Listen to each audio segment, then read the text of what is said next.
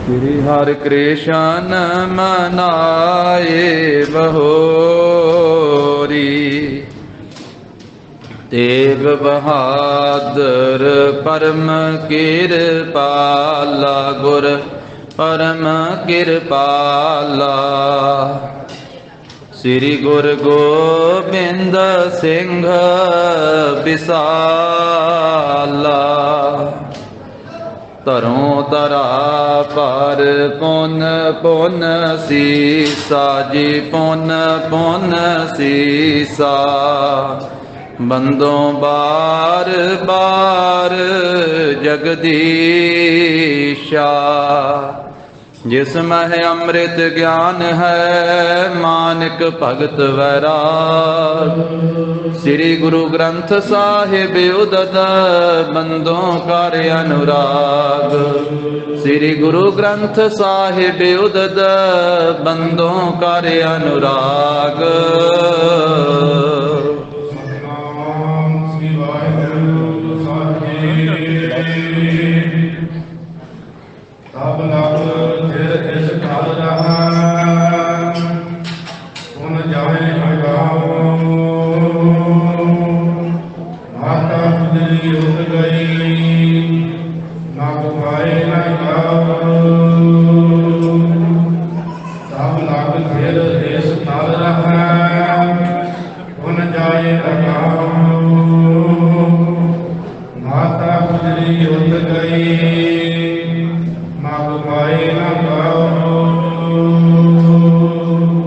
वाहिगुरु जी का खालसा वाहिगुरु जी की फतेह। दसां पातशाहियां दी जोत धन श्री गुरु ग्रंथ साहिब जी महाराज सतगुरां दी पावन पवित्र हजूरी अंदर जगत गुरु धन धन श्री गुरु नानक देव साहिब जी महाराज सतगुरां दे पावन पवित्र अस्थान गुरुद्वारा श्री बेर साहिब जी विखे अमावस दे दिहाड़े ते गुरु चरना की हाजरी भर रही गुरु की साजी नवाजी हुई साध संगत जी। सतगुरु जी ने कृपा की है।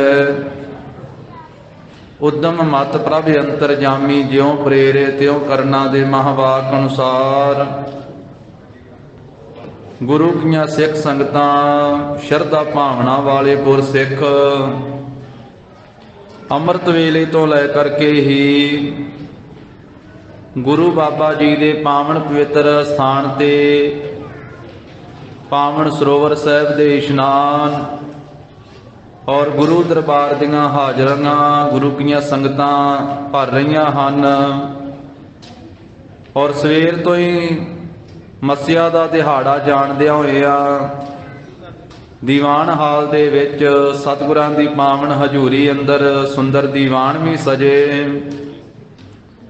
जिथे अमृत बाणी दा कीर्तन गुरु दरबार विच होया। अनेकां गुरसिखां ने गुरु कीआं संगतां नूं गुरु के इतिहास दे नाल जोड़िया है। गुर संगत जी सतगुरु गरीब नवाज सच्चे पातशाह जी दे पावन पवित्र स्थान ते हाजरियां भर रहे हाँ। इहो महान पवित्र धरती है जिस धरती दे जरे जरे नूं कण कण नूं धन श्री गुरु नानक देव साहब महाराज जी ने अपने चरनां दी छोह दे करके पवित्र किया होया है। जिथे बाबा पैर धरे पूजा आसन थापण सोआ। जिस थां ते बाबा जी दे चरण टिक जाण ओ थां पूजा दा आसन थापिया जांदा है। गुरु का ये पवित्र स्थान गुरुद्वारा श्री बेर साहिब जिथे हर रोज सतगुरु जी ने वेई नदी विच इशनान करन तो उपरंत महाराज साहब जी इत्थे चौंकड़ा ला करके अमृत वेले अपने ध्यान विच लीन होया करदे। आपे जपो अपना जाप वाली अवस्था विच महाराज साहब जी स्थित होया करदे। और इस नगरी का महान ही पवित्र इतिहास है, जिथे सतगुरु जी ने मोदी खाना किया, 13 कह करके गरीबां दियां झोलियां भरियां। और मोदी खाने का हिसाब किताब होना, सतगुरु जी का वाधा निकलना, गुरु साहिब जी का स्थान गुरुद्वारा श्री कोठड़ी साहिब, गुरु का बाग साहिब, जिथे महाराज साहिब जी रहा करते,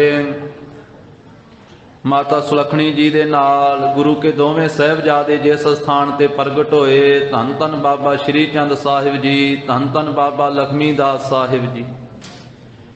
और गुरु साहिब जी दे सत्कारयोग भैन जी बेबे नानकी जी, भाईया जय राम जी, जिन्हां दे पास सतगुरु जी आए सन। तो महान ही पवित्र इतिहास इस नगरी का है साध संगत जी। जिवें अमृत बाणी च गरीब नवाज ने फरमाया, जिथे जाए बह मेरा सतगुरु, सो थान सुहावा राम राजे। गुर सिखी सो थान भालिया, लै धूर मुख लावा। गुर सिखा की घाल थाए पई, जिन हर नाम ध्यावा। जिन नानक सतगुर पूजिया, तिन हर पूज करावा। जिथे गुरु के पवित्र स्थान के दर्शन कर रहे हाँ, इशनान कर रहे हाँ, गुर इतिहास सरवण कर रहे हाँ, उत्थे गुरु की सिक्ख्या नूं अपने हिरदे विच वसाइए। जो सतगुरु जी ने सानू पवित्र सिक्ख्या दिती है, गुरु की सिक्खी सानू सारियां नूं प्राप्त होवे। महाराज साहिब जी ने सारे संसार नूं उपदेश दिता, धर्म दी किरत करो, वंड के छको, नाम जपो। और गरीब नवाज साहिब जी ने अपनी रसना तो अमृत बाणी उच्चारण करके बख्शिश की। सो गुरु की बाणी दे नितनेमी होइए। गुरु साहिब जी की अमृत बाणी जपजी साहिब दा भाई साहब भाई संतोख सिंह जी ने जिक्र किया है। कहते गुरु का सिख जपजी साहिब की बाणी उसनों हरेक नूं कंठ होनी चाहिए है, ते जे उद्यम करे उपराला करे तो की नहीं हो सकता। किसी भी उम्र दे विच जे शरधा भावना दे नाल गुरु महाराज दे चरनां च अरदास करके एक एक पंक्ति कंठ करन लग पवे, याद करन लग पवे, ते एक महीने विच किन्नी बाणी कंठ हो जाएगी। ओदा रोज जाप करे। एक साल विच किन्नी गुरबाणी कंठ हो जाएगी, ओदा फिर रोज नितनेम करे। भाई साहब संतोख सिंह जी ने आख्या, सिख गुरु का होए गयो, जपजी कंठ ना कीन, तंदुल बिन तुख काम कहे, तैसे सिख कौ चीन। कहते भी भाई गुरु के सिखां नूं ते गुरबाणी वध तो वध जबानी याद होनी चाहिए है, कंठ होनी चाहिए है, पर घट तो घट गुर सिख खवाउण वाले नूं जपजी साहिब ते जरूर कंठ होना चाहिए। जिस गुरमुख प्यारे ने 10 गुरु साहिबां दा इतिहास लिखिया है, वर्णन किया है, उस गुरु के प्यारे भाई संतोख सिंह जी दे वचन हन। वो गुरु के सिखां नूं प्रेम नाल बेनती करके गुरबाणी कंठ करन वास्ते प्रेरदे आ, गुरबाणी कंठ वास्ते। कहंदे भी गुरु का सिख ते अखवाउंदा है, पर जपजी साहिब भी कंठ नहीं है गुरु के सिख नूं। सिख गुरु का होए गयो, जपजी कंठ ना कीन। चाहिदा ते सी पंजे बाणियां कंठ हुंदियां, रहरा साहिब कंठ हुंदी, कीर्तन सोहले दी बाणी कंठ हुंदी, घट्टो घट नितनेम तां जबानी कंठ हुंदा, जिथे मर्जी कर लैंदा।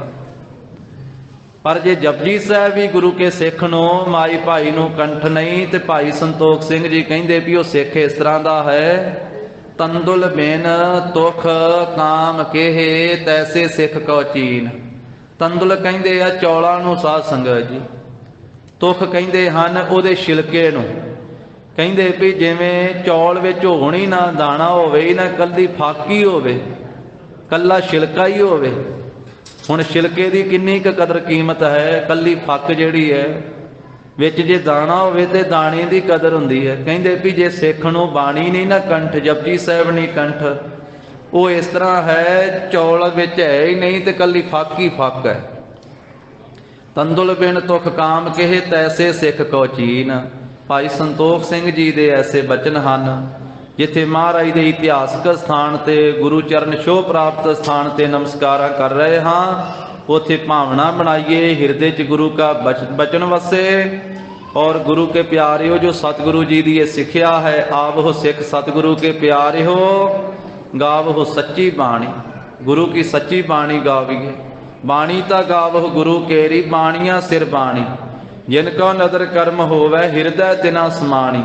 पीवहो अमृत सदा रहो, हर रंग जपहो सारग पाणी। कह नानक सदा गावहो, एह सच्ची बाणी। तो लड़ीवार रूप विच दशमेश पातशाह जी का पावन इतिहास चल रहा है। जिवें महाराज साहब जी गरीब नवाज हेहरा पिंड तो चल के ते लम्मे पिंड विच आए हैं। इत्थे लम्मा पिंड ही लिखिया इतिहास विच, उंज आम उन्होंने लम्मा जटपुरा भी कहा जाता है। भाई कान सिंह नाभा ने भी लिखिया महान कोश विच भी कई लोग उसनों लम्मा जटपुरा कह देंदे हैं। तो सतगुरु जी वो लम्मे जटपुरे लम्मे पिंड दे विच गरीब नवाज साहब जी आए हैं। उथे फिर अगलवांडी साध संगत जी रायकोट का राय कल्ला, जिसका नाम है वो कल्ला राय, जो एक तरह का राजा सी उस इलाके का, 300 अपने नौकरां दे समेत अपने सिपाहियां दे समेत महाराज साहब जी का अगलवांडी जाके उन्हें अदब किया, सत्कार किया। गुरु जी के चरणों में हथ लाए, अपनी अखां ते लाए, मत्थे ते लाए, चेहरे ते फेरे, सतगुरु जी नूं भावना नाल नमस्कार की। जदों लम्मे जटपुरे सतगुरु जी ने उतारा किया, उन्हें बेनती की, महाराज कुछ समा इत्थे ठहरो ते गरीब नवाज अपनी मेहर की दृष्टि मेरे ते करो। ते सतगुरु गरीब नवाज ने फिर उसनों आख्या भी कोई आदमी भेज भी जेड़ा साडे छोटे लालां दा ते साडे पूजनीक सत्कारयोग माता गुजर कौर जी दा पता लिया के देवे, सानू खबर लिया के देवे। सानू पता लगा है भी वो सरहंद गए हुए हैं। महाराज अंतरजामी है, सब कुछ जानते ही है। गरीब नवाज बैठ बितावो समा कुछ मम पुरहो उमंगी, सुनकर बोले सतगुरु को शीघ्र विसाला, सुध को लियाए सरहंद ते मग जाए उताला।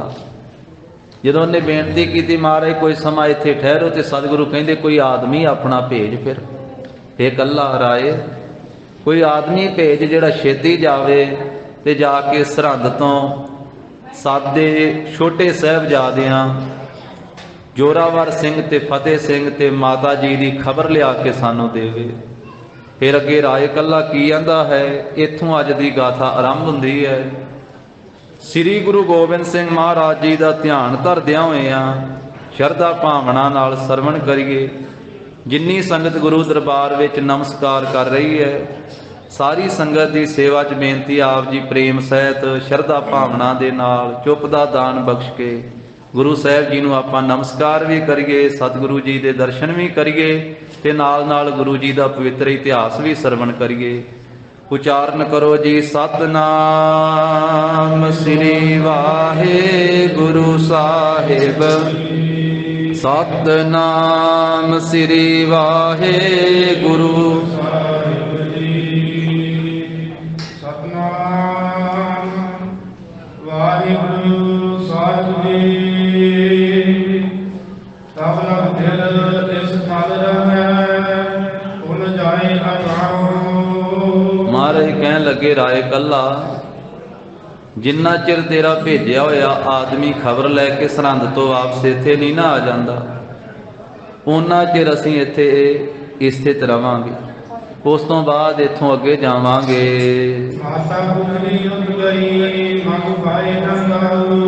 साडे माता जी माता गुजरी जी उधरले पासे नूं गए आ ते अगे पता नहीं गा भी किहड़े रस्ते नूं ओ गए हन।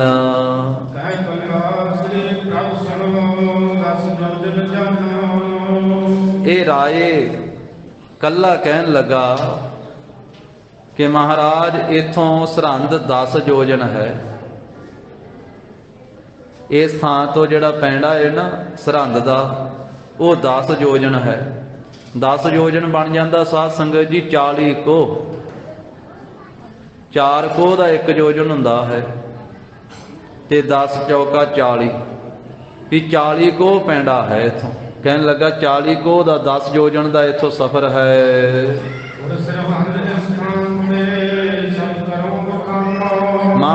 ਇਸ ਥਾਂ ਤੋਂ ਇਹ ਲੰਮੇ ਜੱਟਪੁਰੇ ਤੋਂ ਸਰਹੰਦ ਦਾ ਜਿਹੜਾ ਇਹ ਪੰਧ ਹੈ ਨਾ, ਇਹ 40 ਕੋਹ ਦਾ ਹੈ ਸਫ਼ਰ, 10 ਯੋਜਨ ਦਾ ਸਫ਼ਰ ਹੈ ਮਹਾਰਾਜ ਜੀ। ਇਹ ਮੈਂ ਬੇਨਤੀ ਕਰਦਾ ਹਾਂ। ਬਨਹਿ ਨ ਜਾਣ ਸਹੁ ਕੋ ਲਬ ਲਬ ਪਛਾਨੈ। ਤੇ ਹੈ ਗਰੀਬ ਨਵਾਜ, ਜੇ ਨਾ ਮੈਂ ਆਪਣੇ ਘੋੜ ਸਵਾਰਾਂ ਵਿੱਚੋਂ ਕਿਸੇ ਨੂੰ ਭੇਜਾਂ ਤਾਂ ਇਹਨਾਂ ਨੂੰ ਤੁਰਕ ਪਛਾਣ ਲੈਣਗੇ, ਉਹ ਜਾਣ ਲੈਣਗੇ ਵੀ ਇਹ ਕੋਈ ਖਬਰ, ਕੋਈ ਸੂਹ ਲੈਣ ਵਾਸਤੇ ਆਇਆ ਹੈ। ਮਾਹੀ ਹੈ ਸੁਣ ਕੋ ਪਛਾਣਿਆਨੈ। ਮਹਾਰਾਜ ਇੱਕ ਮੇਰਾ ਮਾਹੀ ਹੈ, ਮਾਹੀ ਕਹਿੰਦੇ ਆ ਮੱਝਾਂ ਚਾਰਨ ਵਾਲੇ ਨੂੰ, ਪਸ਼ੂ ਚਾਰਨ ਵਾਲੇ ਨੂੰ।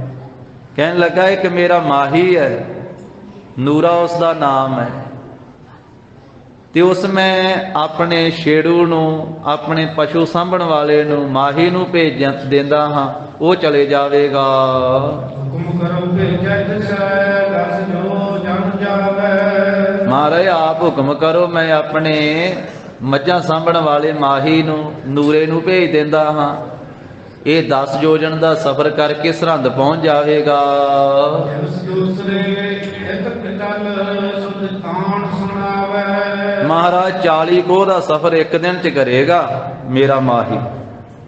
ਜਿਹੜਾ 10 ਯੋਜਨ ਦਾ ਸਫ਼ਰ ਹੈ ਨਾ, 40 ਕੋਹ ਬਣ ਜਾਂਦਾ। ਤੇ ਇੱਕ ਪਾਸੇ ਇੰਨਾ ਕੁ ਕਰ ਲੈਣਾ, ਜੇ ਇੰਨਾ ਕਰਨਾ ਵੀ ਆਮ ਬੰਦੇ ਵਾਸਤੇ ਸੌਖਾ ਨਹੀਂ ਸਫ਼ਰ ਹੈਗਾ, ਬਹੁਤ ਜ਼ਿਆਦਾ ਸਫ਼ਰ ਹੈ। ਪਰ ਰਾਜੇ ਇਕੱਲੇ ਨੇ ਆਖਿਆ ਵੀ ਮੇਰਾ ਜਿਹੜਾ ਮਾਹੀ ਹੈ ਨਾ, ਇਹ ਇੱਕ ਦਿਨ ਵਿੱਚ ਇੰਨਾ ਸਫ਼ਰ ਕਰ ਲਵੇਗਾ, ਇੱਕ ਦਿਨ ਚ ਉੱਥੇ ਪਹੁੰਚ ਜਾਵੇਗਾ, ਤੇ ਦੂਸਰੇ ਦਿਨ ਵਿੱਚ ਫੇਰ ਇੰਨਾ ਸਫ਼ਰ ਕਰਕੇ ਵਾਪਸ ਆ ਜਾਵੇਗਾ।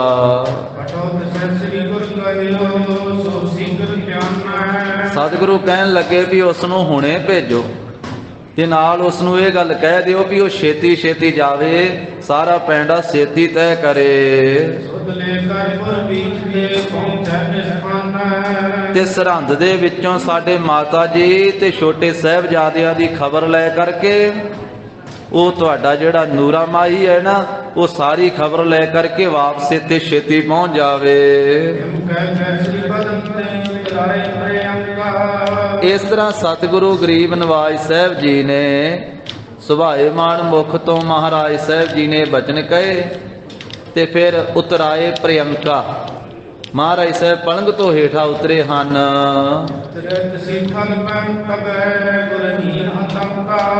ਤੇ ਸਤਿਗੁਰੂ ਜੀ ਉੱਥੇ ਲੰਮੇ ਜੱਟਪੁਰੇ ਵਿੱਚ ਫਿਰ ਗਰੀਬ ਨਵਾਜ ਰੁਕ ਗਏ ਆ, ਸਥਿਤ ਹੋ ਗਏ, ਠਹਿਰ ਗਏ ਆ। ਜਿਸ ਗੁਰੂ ਸਾਹਿਬ ਜੀ ਨੂੰ ਕੋਈ ਡਰ ਨਹੀਂ ਹੈ।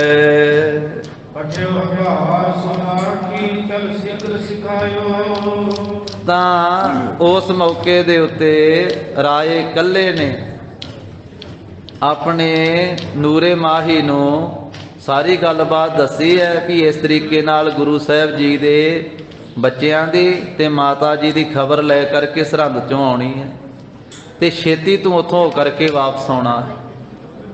ਇਸ ਥਾਂ ਦੇ ਉੱਤੇ ਹੋਰ ਕੋਈ ਜ਼ਿਕਰ ਜ਼ਿਆਦਾ ਨਹੀਂ ਆਇਆ ਹੈ। ਕਈਆਂ ਇਤਿਹਾਸਕਾਰਾਂ ਨੇ ਕੀਤਾ ਹੈ ਕਿ ਨੂਰੇ ਮਾਹੀ ਦੀ ਸਰਹੰਦ ਦੇ ਵਿੱਚ ਭੈਣ ਵਿਆਹੀ ਹੋਈ ਸੀ। ਇਹ ਆਪਣੀ ਭੈਣ ਦੇ ਕੋਲੇ ਉੱਥੇ ਗਿਆ ਸੀ ਤੇ ਉੱਥੋਂ ਖਬਰ ਲੈ ਕੇ ਫਿਰ ਵਾਪਸ ਆਇਆ, ਪਰ ਇੱਥੇ ਨਹੀਂ ਜ਼ਿਕਰ ਆਇਆ ਹੈ। ਉਹ ਆਮ ਕਈਆਂ ਗੁਰਮੁਖਾਂ ਨੇ ਕੀਤਾ। ਤਾਂ ਰਾਏ ਇਕੱਲੇ ਨੇ ਆਪਣੇ ਮਾਹੀ ਨੂਰੇ ਨੂੰ ਸਾਰੀ ਗੱਲਬਾਤ ਆਖੀ ਹੈ ਵੀ ਤੂੰ ਛੇਤੀ ਜਾਵੀਂ ਤੇ ਉੱਥੋਂ ਸਾਰੀ ਸਰਹੰਦ ਚੋਂ ਖਬਰ ਲੈ ਕੇ ਵਾਪਸ ਆ ਜਾਵੀਂ।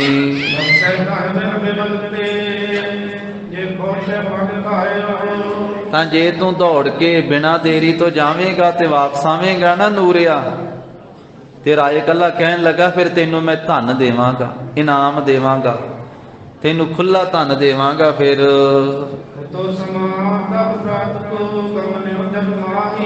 ਸਵੇਰ ਦਾ ਸਮਾਂ ਸੀ ਸਾਧ ਸੰਗਤ ਜੀ, ਜਿਸ ਵੇਲੇ ਨੂਰਾ ਮਾਹੀ ਲੰਮੇ ਜੱਟਪੁਰੇ ਤੋਂ ਸਰਹੰਦ ਵੱਲ ਨੂੰ ਚੱਲਿਆ ਹੈ।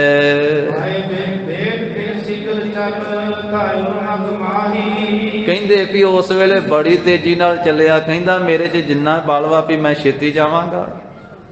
ਕਵੀ ਜੀ ਕਹਿੰਦੇ ਵੀ ਹਵਾ ਦੇ ਵੇਗ ਵਾਂਗੂ ਇਹ ਚੱਲਿਆ ਰਸਤੇ ਦੇ ਵਿੱਚ, ਕਿਉਂਕਿ ਪਿੱਛੇ ਕਲਾ ਤੇ ਗੁਰੂ ਗੋਬਿੰਦ ਸਿੰਘ ਜੀ ਦੀ ਵਰਤਨੀ ਸਾਰੀ। ਮਹਾਰਾਜ ਸਾਹਿਬ ਜੀ ਨੇ ਆਖਿਆ ਨਾ ਕਿਸੇ ਆਦਮੀ ਨੂੰ ਭੇਜ, ਹੁਣ ਜਿਹਨੂੰ ਭੇਜਣਾ ਉਹਦੀ ਰੱਖਿਆ ਸਹਾਇਤਾ ਤੇ ਮਹਾਰਾਜ ਨੇ ਕਰਨੀ ਸਾਰੀ, ਉਹਨੂੰ ਪਹੁੰਚਾਉਣਾ ਵੀ ਗੁਰੂ ਸਾਹਿਬ ਨੇ। ਇਸ ਕਰਕੇ ਭਾਈ ਸਾਹਿਬ ਜੀ ਕਹਿੰਦੇ ਵੀ ਨੂਰਾ ਮਾਹੀ ਜਿਹੜਾ ਉਹ ਹਵਾ ਦੀ ਰਫ਼ਤਾਰ ਦੀ ਤਰ੍ਹਾਂ ਚੱਲ ਪਿਆ, ਵੀ ਛੇਤੀ ਛੇਤੀ ਤੁਰ ਪਿਆ ਲੰਮੇ ਜੱਟਪੁਰੇ ਤੋਂ, ਤੇ ਬਹੁਤ ਦੌੜਦਾ ਹੋਇਆ ਛੇਤੀ ਛੇਤੀ ਕਾਹਲੀ ਕਾਹਲੀ ਜਾ ਰਿਹਾ ਰਸਤੇ ਦੇ ਵਿੱਚ।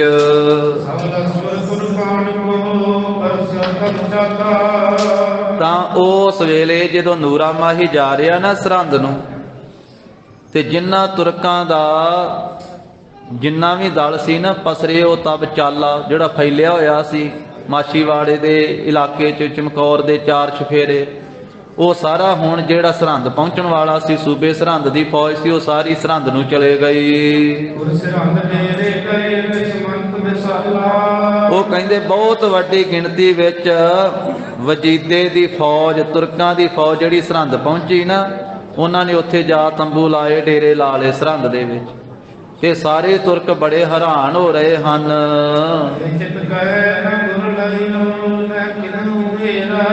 ਕਈ ਹੈਰਾਨ ਹੋ ਕੇ ਗੱਲ ਕਹਿੰਦੇ ਆ ਵੀ ਆਪਾਂ ਦੇ ਗੁਰੂ ਗੋਬਿੰਦ ਸਿੰਘ ਨੂੰ ਵੇਖਿਆ ਹੀ ਨਹੀਂ। ਉਹ ਜਦੋਂ 8 ਪੋਹ ਦੀ ਰਾਤ ਨੂੰ ਇੱਕ ਵਾਰ ਤਾੜੀਆਂ ਸੁਣੀਆਂ, ਆਵਾਜ਼ ਸੁਣੀ ਗੁਰੂ ਗੋਬਿੰਦ ਸਿੰਘ ਜੀ ਦੀ, 3 ਤਾੜੀਆਂ ਮਾਰੀਆਂ ਮਹਾਰਾਜ ਸਾਹਿਬ ਜੀ ਨੇ ਇੱਕ ਥਾਂ ਤੇ ਉੱਚੇ ਥਾਂ ਤੇ ਖਲੋ ਕੇ, ਤੇ 3 ਵਾਰੀ ਤਾੜੀ ਮਾਰ ਕੇ ਤੇ ਮਹਾਰਾਜ ਨੇ 3 ਵਾਰੀ ਬਚਨ ਕਰ ਦਿੱਤਾ ਉਥੇ ਵੀ ਹਿੰਦ ਪੀਰ ਮੇਰ ਵੱਧ, ਹਿੰਦ ਪੀਰ ਮੇਰ ਵੱਧ। ਤੇ ਫਿਰ ਮਹਾਰਾਜ ਸਾਹਿਬ ਇਹ ਗੱਲ ਕਹਿ ਕੇ ਵੀ ਹਿੰਦ ਦਾ ਪੀਰ ਜਾ ਰਿਹਾ ਜੇ, ਜਿਹਨੂੰ ਤੁਸੀਂ ਹਿੰਦ ਦਾ ਪੀਰ ਕਹਿੰਦੇ ਹੋ। ਉਹ ਕਹਿੰਦੇ ਸੀ ਨਾ ਮਹਾਰਾਜ ਨੂੰ ਹਿੰਦ ਦਾ ਪੀਰ, ਤਾਂ ਗੁਰੂ ਸਾਹਿਬ ਨੂੰ ਇਹ ਅੱਖਰ ਵਰਤਣਾ ਪਿਆ। ਉਂਝ ਤਾਂ ਮਹਾਰਾਜ ਸਾਹਿਬ ਕਰੋੜਾਂ ਖੰਡਾਂ ਬ੍ਰਹਿਮੰਡਾਂ ਦੇ ਪੀਰ ਆ, ਪਰ ਉਹ ਕਹਿੰਦੇ ਸੀ ਮਹਾਰਾਜ ਨੂੰ ਹਿੰਦ ਦਾ ਪੀਰ, ਉਹਨਾਂ ਦੀ ਬੋਲੀ 'ਚ ਉਹਨਾਂ ਨੂੰ ਜਵਾਬ ਦੇਣਾ ਸੀ। ਤੇ ਉਸ ਵੇਲੇ ਮਹਾਰਾਜ ਜਕਾਰੇ ਬੁਲਾ ਕੇ 3 ਵਾਰੀ ਤਾੜੀ ਮਾਰ ਕੇ ਤੇ ਗਰੀਬ ਨਵਾਜ ਸਾਹਿਬ ਜੀ ਚੱਲ ਪਏ ਅੱਗੇ। ਹੁਣ ਉਹ ਆਪਸ ਵਿੱਚ ਹੈਰਾਨ ਹੋ ਕੇ, ਜਿਹੜੇ ਹਾਰੀ ਹੋਈ ਫੌਜ ਵਾਪਸ ਗਈ ਹੈ ਵੀ ਕਲਗੀਧਰ ਪਾਤਸ਼ਾਹ ਨੂੰ ਫੜ ਨਹੀਂ ਸਕੇ, ਉਹ ਹੈਰਾਨ ਹੋਏ, ਕਹਿੰਦੇ ਆ ਵੀ ਆਪਾਂ ਉਸ ਰਾਤ ਤੋਂ ਮਗਰੋਂ ਫਿਰ ਗੁਰੂ ਗੋਬਿੰਦ ਸਿੰਘ ਜੀ ਨੂੰ ਕਿਤੇ ਵੇਖਿਆ ਹੀ ਨਹੀਂ, ਪਤਾ ਨਹੀਂ ਕਿਹੜੇ ਪਾਸੇ ਗੁਪਤ ਹੋ ਗਏ।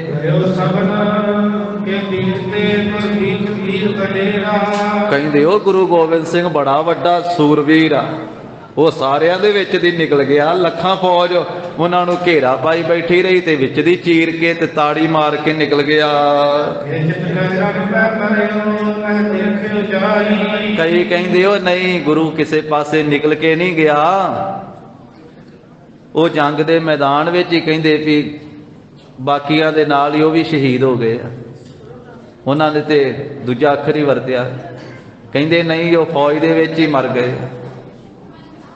ਕਹਿੰਦੇ ਆਪਾਂ ਵੇਖਿਆ ਹੀ ਨਹੀਂ, ਕਿਉਂਕਿ ਇੰਨੇ ਜ਼ਿਆਦੇ ਫੌਜ ਸੀ, ਇੰਨੇ ਜ਼ਿਆਦੀਆਂ ਉੱਥੇ ਲਾਸ਼ਾਂ ਪਈਆਂ ਹੋਈਆਂ ਸੀ, ਉਹਨਾਂ ਵਿੱਚ ਹੀ ਗੁਰੂ ਗੋਬਿੰਦ ਸਿੰਘ ਵੀ ਸ਼ਹੀਦ ਹੋ ਗਏ। ਕਹਿੰਦੇ ਲੱਖਾਂ ਤੇ ਲੋਥਾਂ ਪਈਆਂ ਉੱਥੇ। ਹੁਣ ਉੱਥੇ ਕੋਈ ਪਤਾ ਲੱਗਦਾ ਵੀ ਗੁਰੂ ਗੋਬਿੰਦ ਸਿੰਘ ਦਾ ਸਰੀਰ ਕਿੱਥੇ ਹੈ, ਕਿਸ ਤਰੀਕੇ ਨਾਲ ਉਹਨਾਂ ਦਾ ਸਰੀਰ ਪ੍ਰਾਪਤ ਹੋ ਸਕਦਾ ਸੀ ਲੱਖਾਂ ਲਾਸ਼ਾਂ ਦੇ ਵਿੱਚ। ਕਹਿੰਦੇ ਉੱਥੇ ਉਹ ਵੀ ਚੜ੍ਹਾਈ ਕਰ ਗਏ ਹਨ। ਤੇ ਕਈ ਕਹਿੰਦੇ ਵੀ ਨਹੀਂ, ਗੁਰੂ ਗੋਬਿੰਦ ਸਿੰਘ ਨਹੀਂ, ਉਹ ਤਾਂ ਚਲੇ ਗਏ ਆਪਾਂ ਨੂੰ ਹਰਾ ਕੇ, ਉਹ ਤਾਂ ਚਲੇ ਗਏ ਵੇਦੀ ਜਕਾਰੇ ਬੁਲਾ ਕੇ ਤਾੜੀ ਮਾਰ ਕੇ। ਇਸ ਤੋਂ ਆਦਿਕ ਬਹੁਤੀਆਂ ਗੱਲਾਂ ਬਾਤਾਂ, ਜਿੰਨੇ ਮੂੰਹ ਉਹਨੀਆਂ ਗੱਲਾਂ ਕਰਦੇ ਤੁਰਕ। ਮਿਲ ਮਿਲ ਕੇ ਤੁਰਕਾਨਾ ਸਾਰਾ ਵਾਰਤਾ ਕਰਦਾ ਹੈ।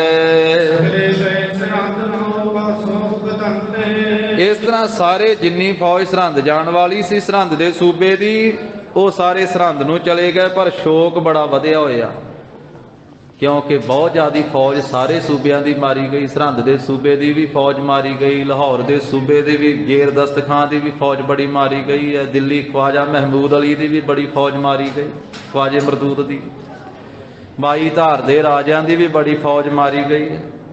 ਇਸ ਕਰਕੇ ਕਹਿੰਦੇ ਵੀ ਉਹ ਫੌਜ ਬਹੁਤੀ ਮਾਰੀ ਗਈ ਹੈ, ਉਹਨਾਂ ਦੀਆਂ ਲਾਸ਼ਾਂ ਵੀ ਵਾਪਸ ਜਾਣੀਆਂ ਹੀ ਸੀ ਨਾ, ਜਿਨ੍ਹਾਂ ਦੀਆਂ ਕੋਈ ਖੜ ਸਕਦਾ ਸੀ ਉਹ ਲੈ ਗਏ ਹੋਣੇ ਆ, ਨਹੀਂ ਤੇ ਲੱਖਾਂ ਲਾਸ਼ਾਂ ਚ ਬਾਕੀ ਫਿਰ ਕਿੱਥੇ ਜਾਂਦੀਆਂ। ਜਿੰਨੇ ਕੁ ਲਿਜਾ ਸਕਦੇ ਸੀ ਆਪਣਿਆਂ ਨੂੰ ਕੋਈ ਖੜਦਾ, ਦੂਜੇ ਨੂੰ ਕੌਣ ਖੜਦਾ ਇੱਥੇ।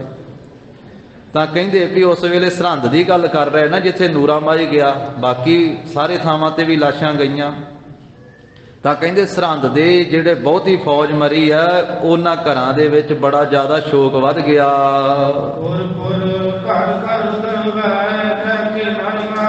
ਜਿੱਥੋਂ ਜਿੱਥੋਂ ਦੇ ਲੋਕ ਚਮਕੌਰ ਦੀ ਜੰਗ ਦੇ ਵਿੱਚ, ਆਨੰਦਪੁਰ ਸਾਹਿਬ ਤੋਂ ਲੈ ਕੇ ਚਮਕੌਰ ਸਾਹਿਬ ਤੱਕ ਪਹਿਲੋਂ ਅਨੰਦਪੁਰ ਸਾਹਿਬ ਛੱਡਣ ਤੋਂ ਜੰਗ ਹੋਇਆ, ਸਰਸਾ ਪਾਰ ਕਰਨ ਤੋਂ, ਫਿਰ ਅੱਗੇ ਰੋਪੜ ਤੱਕ, ਫਿਰ 8 ਪੋਹ ਦਾ ਜੰਗ ਚਮਕੌਰ ਸਾਹਿਬ ਦੀ ਧਰਤੀ ਤੇ ਹੋਇਆ। ਹੁਣ ਜਿੰਨੇ ਫੌਜ ਤੁਰਕਾਂ ਦੀ ਮਾਰੀ ਗਈ ਨਾ, ਜਿੱਥੇ ਜਿੱਥੇ ਦੀ ਮਾਰੀ ਗਈ ਆ, ਉਹਨਾਂ ਸ਼ਹਿਰਾਂ ਸ਼ਹਿਰਾਂ ਦੇ ਵਿੱਚ, ਪਿੰਡਾਂ ਪਿੰਡਾਂ ਦੇ ਵਿੱਚ, ਘਰਾਂ ਘਰਾਂ ਦੇ ਵਿੱਚ ਰੋਣਾ ਪੈ ਗਿਆ। ਜਿੱਥੋਂ ਜਿੱਥੋਂ ਦੇ ਲੋਕ ਮਾਰੇ ਗਏ, ਕਈ ਲਾਹੌਰ ਦੇ ਮਾਰੇ ਗਏ, ਕਈ ਸਰਹੰਦ ਦੇ ਮਾਰੇ ਗਏ, ਕਈ ਦਿੱਲੀ ਦੇ ਮਾਰੇ ਗਏ, ਕਈ ਬਾਈ ਧਾਰ ਦੇ ਰਿਆਸਤਾਂ ਦੇ ਸਿਪਾਹੀ ਮਾਰੇ ਗਏ।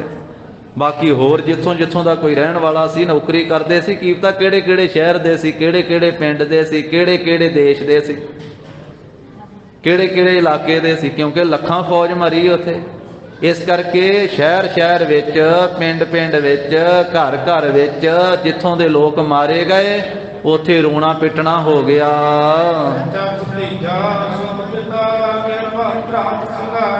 ਕਹਿੰਦੇ ਚਮਕੌਰ ਦੀ ਜੰਗ ਦੇ ਵਿੱਚ ਕਿਸੇ ਦਾ ਚਾਚਾ ਮਾਰਿਆ ਗਿਆ ਸੀ ਤੁਰਕਾਂ ਦੀ ਫੌਜ ਵਿੱਚੋਂ, ਕਿਸੇ ਦਾ ਭਤੀਜਾ ਮਾਰਿਆ ਗਿਆ, ਕਿਸੇ ਦਾ ਪੁੱਤਰ ਮਾਰਿਆ ਗਿਆ, ਕਿਸੇ ਦਾ ਪਿਤਾ ਮਾਰਿਆ ਗਿਆ, ਕਿਸੇ ਦਾ ਭਰਾ ਮਾਰਿਆ ਗਿਆ ਉੱਥੇ।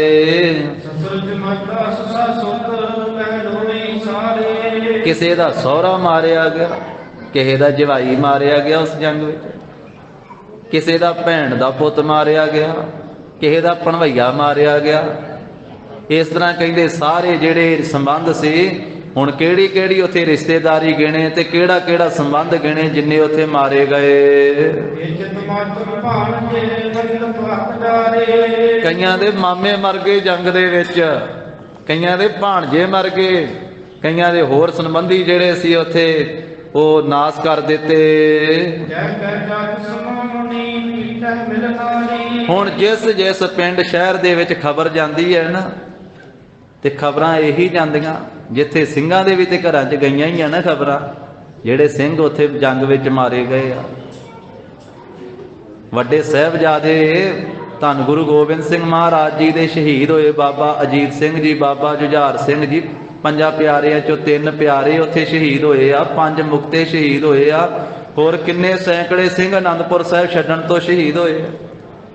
ਉਹਨਾਂ ਵੀ ਤੇ ਘਰਾਂ ਦੇ ਵਿੱਚ ਖਬਰਾਂ ਗਈਆਂ ਹੀ ਆ ਨਾ ਆਖਰਕਾਰ। ਤਾਂ ਇਧਰਲੇ ਪਾਸੇ ਦੂਜੇ ਬੰਨੇ ਤੁਰਕਾਂ ਦੇ ਘਰਾਂ 'ਤੇ ਬਹੁਤੀ ਜ਼ਿਆਦਾ, ਕਿਉਂਕਿ ਲੱਖਾਂ ਮਾਰ ਦਿੱਤੇ। ਹੁਣ ਜਿੱਥੇ ਕਿਤੇ ਕਹਿੰਦੇ ਵੀ ਉਹ ਜਦੋਂ ਜਾ ਕੇ ਖਬਰ ਸੁਣਾਈ ਜਾਂਦੀ ਹੈ ਨਾ ਵੀ ਤੁਹਾਡਾ ਇਹ ਸੰਬੰਧੀ ਉੱਥੇ ਜੰਗ ਵਿੱਚ ਮਾਰਿਆ ਗਿਆ, ਕੋਈ ਜਾ ਕੇ ਦੱਸਦਾ ਤੁਹਾਡਾ ਚਾਚਾ ਮਾਰਿਆ ਗਿਆ, ਕੋਈ ਜਾ ਕੇ ਦੱਸਦਾ ਚਾਚੇ ਨੂੰ ਤੁਹਾਡਾ ਭਤੀਜਾ ਮਾਰਿਆ ਗਿਆ, ਕਿਸੇ ਨੂੰ ਦੱਸਿਆ ਜਾਂਦਾ ਤੇਰਾ ਪਿਤਾ ਉੱਥੇ ਮਾਰਿਆ ਗਿਆ, ਕਿਸੇ ਨੂੰ ਤੇਰਾ ਪੁੱਤਰ ਮਾਰਿਆ ਗਿਆ, ਕਿਸੇ ਨੂੰ ਦੱਸਿਆ ਜਾਂਦਾ ਤੁਹਾਡਾ ਜਵਾਈ ਉੱਥੇ ਜੰਗ ਵਿੱਚ ਮਾਰਿਆ ਗਿਆ, ਕਿਸੇ ਨੂੰ ਦੱਸਿਆ ਜਾਂਦਾ ਤੁਹਾਡਾ ਸਹੁਰਾ ਮਾਰਿਆ ਗਿਆ, ਕਿਸੇ ਦਾ ਭਣਵਈਆ, ਕਿਸੇ ਦਾ ਭੈਣ ਦਾ ਪੁੱਤਰ, ਕਿਸੇ ਦਾ ਮਾਮਾ, ਕਿਸੇ ਦਾ ਭਾਣਜਾ। ਇਹ ਜਦੋਂ ਜਾ ਕੇ ਖਬਰਾਂ ਮਿਲੀਆਂ ਤੇ ਕਹਿੰਦੇ ਜਿਨ੍ਹਾਂ ਘਰਾਂ ਵਿੱਚ ਖਬਰਾਂ ਗਈਆਂ, ਤੁਰਕਾਂ ਦੇ ਘਰਾਂ ਵਿੱਚ ਫਿਰ ਇਸਤਰੀਆਂ ਮਿਲ ਮਿਲ ਕੇ ਪਿੱਟਣ ਲੱਗ ਪਈਆਂ, ਰੋਣ ਲੱਗ ਪਈਆਂ। ਸੁਭਾਵਿਕ ਹੀ ਸੀ, ਰੋਣਾ ਸੀ, ਪਿੱਟਣਾ ਸੀ। ਜਦੋਂ ਉਹਨਾਂ ਦੇ ਸੰਬੰਧੀ ਮਾਰੇ ਗਏ ਚਮਕੌਰ ਦੀ ਜੰਗ ਵਿੱਚ ਤਾਂ ਉਹ ਰੋਣਾ ਪਿੱਟਣਾ ਪੈ ਗਿਆ।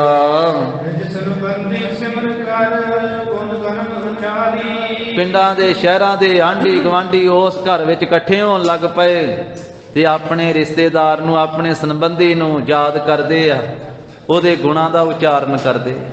ਜਦੋਂ ਇਕੱਠੇ ਹੋ ਕੇ ਪ੍ਰਚਾਉਣੀ ਵਾਸਤੇ ਬਹਿ ਜਾਂਦੇ ਫਿਰ ਚੇਤੇ ਕਰਦੇ ਨਾ ਵੀ ਬੜਾ ਚੰਗਾ ਹੁੰਦਾ ਸੀ, ਇਹਦਾ ਸੁਭਾਅ ਬੜਾ ਚੰਗਾ ਸੀ, ਇਹ ਬੋਲਦਾ ਬੜਾ ਸੋਹਣਾ ਸੀ, ਇਹਨੇ ਆਹ ਕੰਮ ਬੜੇ। ਉਸ ਵੇਲੇ ਚੰਗਿਆਈਆਂ ਬੰਦੇ ਦੀਆਂ ਚੇਤੇ ਕੀਤੀਆਂ ਜਾਂਦੀਆਂ, ਬੁਰਾਈਆਂ ਵੀ ਕੀਤੀਆਂ ਜਾਂਦੀਆਂ, ਚੰਗਿਆਈਆਂ ਵੀ ਚੇਤੇ ਕੀਤੇ ਜਾਂਦੀਆਂ। ਪਰ ਜਦੋਂ ਕੋਈ ਚੜ੍ਹਾਈ ਕਰ ਜਾਵੇ ਉਹਦੇ ਘਰੇ, ਜਦੋਂ ਕੋਈ ਜਾਂਦਾ ਪ੍ਰਚਾਉਣੀ ਵਾਸਤੇ, ਉਦੋਂ ਉਹਦੀਆਂ ਚੰਗਿਆਈਆਂ ਹੀ ਚੇਤੇ ਕੀਤੀਆਂ ਜਾਂਦੀਆਂ। ਤਾਂ ਕਹਿੰਦੇ ਵੀ ਉਸ ਵੇਲੇ ਉਹਦੇ ਸਮੂਹ ਗੁਣਾਂ ਦਾ ਉਚਾਰਨ ਕਰਦੇ ਹਨ ਮਿਲ ਕਰਕੇ।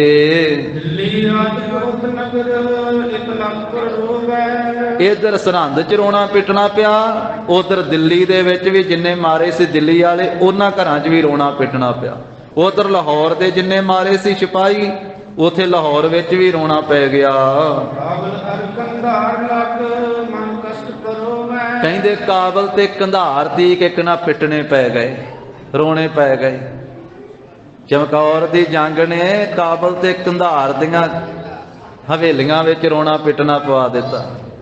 ਕਾਬਲ ਯਾਰ ਕੰਧਾਰ ਲੱਗ ਮਨ ਕਸ਼ਟ ਪਰੋਵੈ, ਇਹ ਪੜਨਾ ਮਨ ਕਸ਼ਟ ਪਰੋਵੈ। ਮਨ ਦੇ ਵਿੱਚ ਕਹਿੰਦੇ ਵੀ ਕਸ਼ਟ ਪਰੋਇਆ ਗਿਆ ਉਹਨਾਂ ਦੇ, ਵੀ ਐ ਮਨ ਦੁਖੀ ਹੋ ਗਏ ਕਾਬਲ ਕੰਧਾਰਥਿਕ ਜਿਨ੍ਹਾਂ ਦੇ ਸੰਬੰਧੀ ਇਸ ਜੰਗ ਵਿੱਚ ਮਾਰੇ ਗਏ। ਜਦੋਂ ਖਬਰਾਂ ਪਹੁੰਚੀਆਂ, ਮਨੁ ਕੰਜਰ ਭਇਓ ਗਨ ਬਾਂਧ ਅਖਾਰੇ। ਕਵੀ ਜੀ ਨੇ ਜੋ ਲਿਖਿਆ ਹੈ ਉਹ ਸਾਧ ਸੰਗਤ ਜੀ ਉਸੇ ਤਰ੍ਹਾਂ ਪੜ੍ਹਿਆ ਜਾਵੇਗਾ, ਉਹਦੀ ਵਿਚਾਰ ਕੀਤੀ ਜਾਵੇ।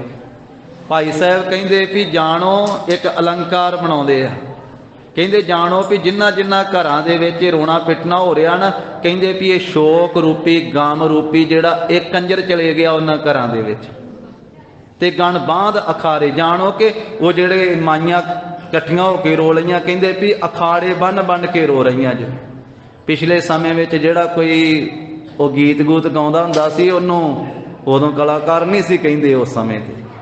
ਇਹ ਬਾਅਦ ਵਿੱਚ ਜਿਹੜਾ ਕੋਈ ਚੰਗਾ ਗਾਉਂਦਾ ਸੀ ਉਹਨੂੰ ਕਲਾਕਾਰ ਕਿਹਾ ਜਾਂਦਾ ਸੀ। ਜਿਹੜਾ ਆਮ ਜੇ ਗਾਉਂਦਾ ਨਾ ਉਹਨੂੰ ਇਹੀ ਅੱਖਰ ਵਰਤਿਆ ਜਾਂਦਾ ਸੀ ਜੋ ਇੱਥੇ ਭਾਈ ਸਾਹਿਬ ਨੇ ਵਰਤਿਆ, ਕੰਜਰ। ਉਹਨਾਂ ਨੇ ਅੱਖਰ ਵਰਤਿਆ, ਉਹਦਾ ਅਰਥ ਕਰਨਾ ਪਵੇਗਾ। ਤਾਂ ਉਸ ਵੇਲੇ ਉਹ ਅਖਾੜੇ ਲਾਉਣ ਵਾਲਿਆਂ ਨੂੰ ਇਹੀ ਅੱਖਰ ਦੇ ਨਾਲ ਸੰਬੋਧਨ ਕੀਤਾ ਜਾਂਦਾ ਸੀ। ਅੱਜ ਕੱਲ੍ਹ ਤੇ ਕਈ ਵਾਰੀ ਗੁਰਮਤਿ ਦੀਆਂ ਸਟੇਜਾਂ ਉੱਤੇ ਵੀ ਇਹ ਗੱਲ ਕਹੀ ਜਾਂਦੀ ਹੈ ਵੀ ਜੇ ਕੋਈ ਸਾਰੇ ਬਸਤਰ ਲਾ ਲੋ ਕੇ ਤੇ ਉਹ ਕੋਈ ਵਾਰਡ ਵੂਡ ਜਿਹਾ ਲੈਣ ਵਾਸਤੇ ਕੋਈ ਚਲੇ ਜਾਵੇ ਤੇ ਕਹਿੰਦੇ ਵੀ ਅੱਗੇ ਵਧਣਾ ਚਾਹੀਦਾ, ਭਾਵੇਂ ਸਾਰਾ ਕੁਝ ਲਾ ਦਿੱਤਾ ਜਾਵੇ।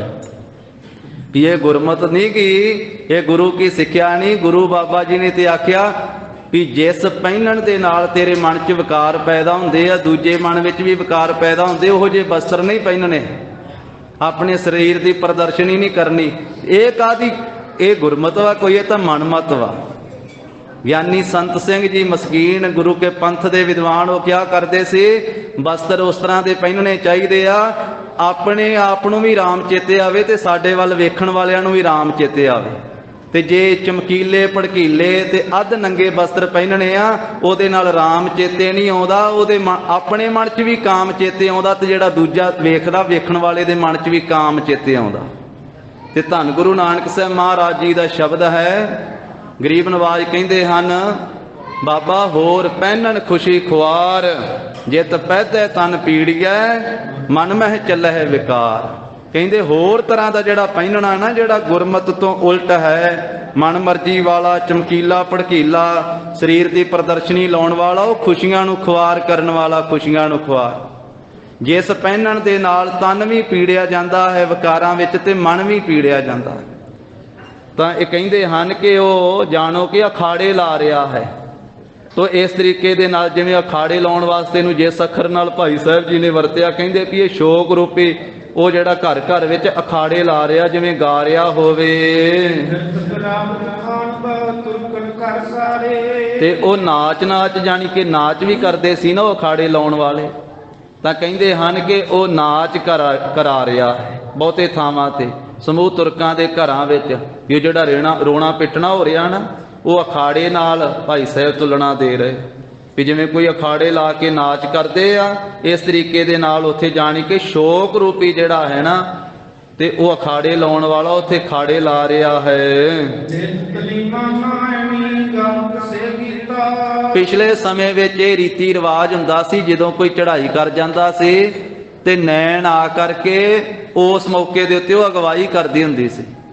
ਅਲਾਣੀਆਂ ਬੋਲ ਬੋਲ ਕੇ ਉਹਦਾ ਨਾਂ ਲੈ ਕਰਕੇ, ਜਿਹੜਾ ਚੜ੍ਹਾਈ ਕਰ ਗਿਆ ਮਰ ਗਿਆ, ਉਹਦਾ ਨਾਂ ਲੈ ਕਰਕੇ ਉਹ ਅਲਾਣੀ ਪਾਉਂਦੀ ਹੁੰਦੀ ਸੀ। ਬਾਕੀ ਜਿਹੜੀਆਂ ਦੂਸਰੀਆਂ ਮਾਈਆਂ ਉਹ ਪਿੱਛੇ ਉਸੇ ਤਰ੍ਹਾਂ ਬੋਲਦੀਆਂ ਹੁੰਦੀਆਂ ਸੀ ਤੇ ਪਿੱਟਦੀਆਂ ਸੀ। ਉਂਝ ਗੁਰਮਤ ਨਹੀਂ, ਸੰਸਾਰੀ ਰੀਤ ਵਾ। ਹਰ ਇੱਕ ਨੂੰ ਆਪਾਂ ਗੁਰਮਤ ਨਾਲ ਨਹੀਂ, ਗੁਰਮਤ ਵਿੱਚ ਤਾਂ ਇਹ ਸਾਰੀ ਮਨਮਤ ਵਾ, ਇਹਦਾ ਤਿਆਗਣ ਦਾ ਉਪਦੇਸ਼ ਹੈ। ਪਰ ਪਿਛਲੇ ਸਮੇਂ ਵਿੱਚ ਇਸ ਤਰੀਕੇ ਨਾਲ ਉਹ ਨੈਣ ਆਉਂਦੀ ਹੁੰਦੀ ਸੀ, ਤਾਂ ਉਹ ਆ ਕਰਕੇ ਅਗਵਾਈ ਕਰਦੀ ਹੁੰਦੀ ਸੀ। ਕਵੀ ਜੀ ਨੇ ਇੱਥੇ ਜ਼ਿਕਰ ਕੀਤਾ, ਕਹਿੰਦੇ ਵੀ ਦੇਤ ਤਲੀਮਾ ਨਾਏ ਨੀ ਗਾਵਤ ਸੇ ਗੀਤਾ। ਜਾਣੋ ਕਿ ਨੈਣ ਆ ਕੇ ਜੇ ਉਹ ਅਲਾਣੀਆਂ ਪਾ ਰਹੀ ਤੇ ਪਿੱਛੇ ਮਾਈਆਂ ਬੀਬੀਆਂ ਉਸੇ ਤਰ੍ਹਾਂ ਬੋਲ ਰਹੀਆਂ, ਪਿੱਟ ਰਹੀਆਂ, ਰੋ ਰਹੀਆਂ, ਇਹ ਜਾਣੇ ਕਿ ਤਲੀਮ ਦੇ ਰਹੀ ਆ, ਕਹਿੰਦੇ ਉਹਨਾਂ ਨੂੰ ਗਾਉਣ ਵਾਲੀਆਂ ਨੂੰ। ਜਿਵੇਂ ਕੋਈ ਸਿਖਾਉਣ ਵਾਲਾ ਹੁੰਦਾ ਹੈ ਨਾ ਵੀ ਇਸ ਤਰੀਕੇ ਨਾਲ ਤੂੰ ਆ ਗਾਉਣਾ ਹੈ, ਇਸ ਤਰੀਕੇ ਨਾਲ ਤੂੰ ਬੋਲਣਾ। ਨੈਣ ਜਿਹੜੀ ਅਲਾਣੀ ਪਾ ਰਹੀ ਹੈ, ਇਹ ਤਲੀਮ ਦੇ ਰਹੀ ਹੈ, ਸਿੱਖਿਆ ਦੇ ਰਹੀ, ਤੇ ਉਹ ਜਾਣੀ ਕਿ ਗੀਤ ਗਾ ਰਹੇ ਹਨ।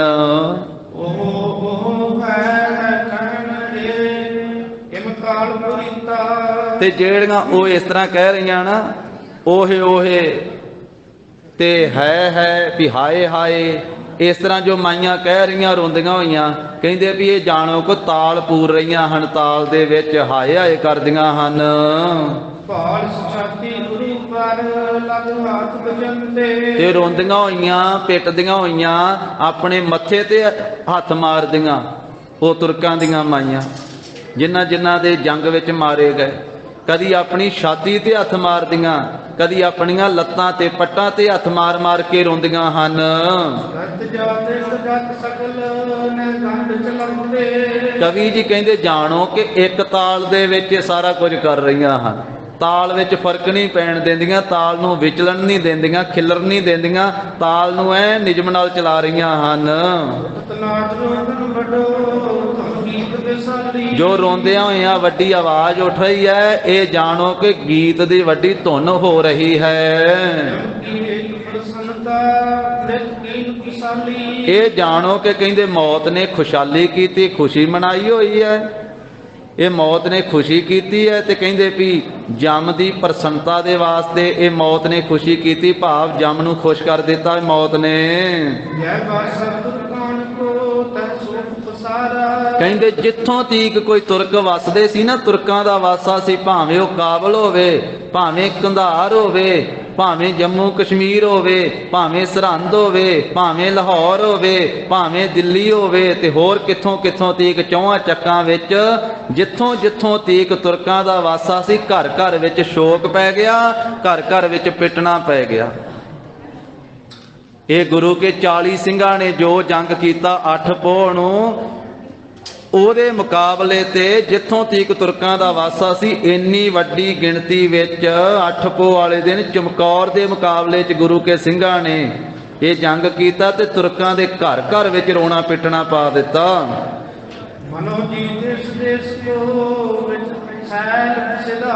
ਕਹਿੰਦੇ ਵੀ ਇਹ ਜਿਹੜਾ ਸ਼ੋਕ ਹੈ ਨਾ, ਗਮ ਹੈ, ਇਹ ਜਾਣੋ ਕਿ ਇਸ ਦੇਸ਼ ਨੂੰ ਜਿੱਤ ਕੇ ਤੇ ਹੁਣ ਪਹਾੜੀ ਇਲਾਕੇ ਵਿੱਚ ਚਲੇ ਗਿਆ। ਭਾਵ 22 ਧਾਰੀ ਜਿਹੜਾ ਇਲਾਕਾ ਹੈ ਵੀ ਉੱਥੋਂ ਦੇ ਜਿਹੜੇ ਮਰੇ ਸੀ ਉਧਰ ਨੂੰ ਚਲੇ ਗਿਆ ਸ਼ੋਕ।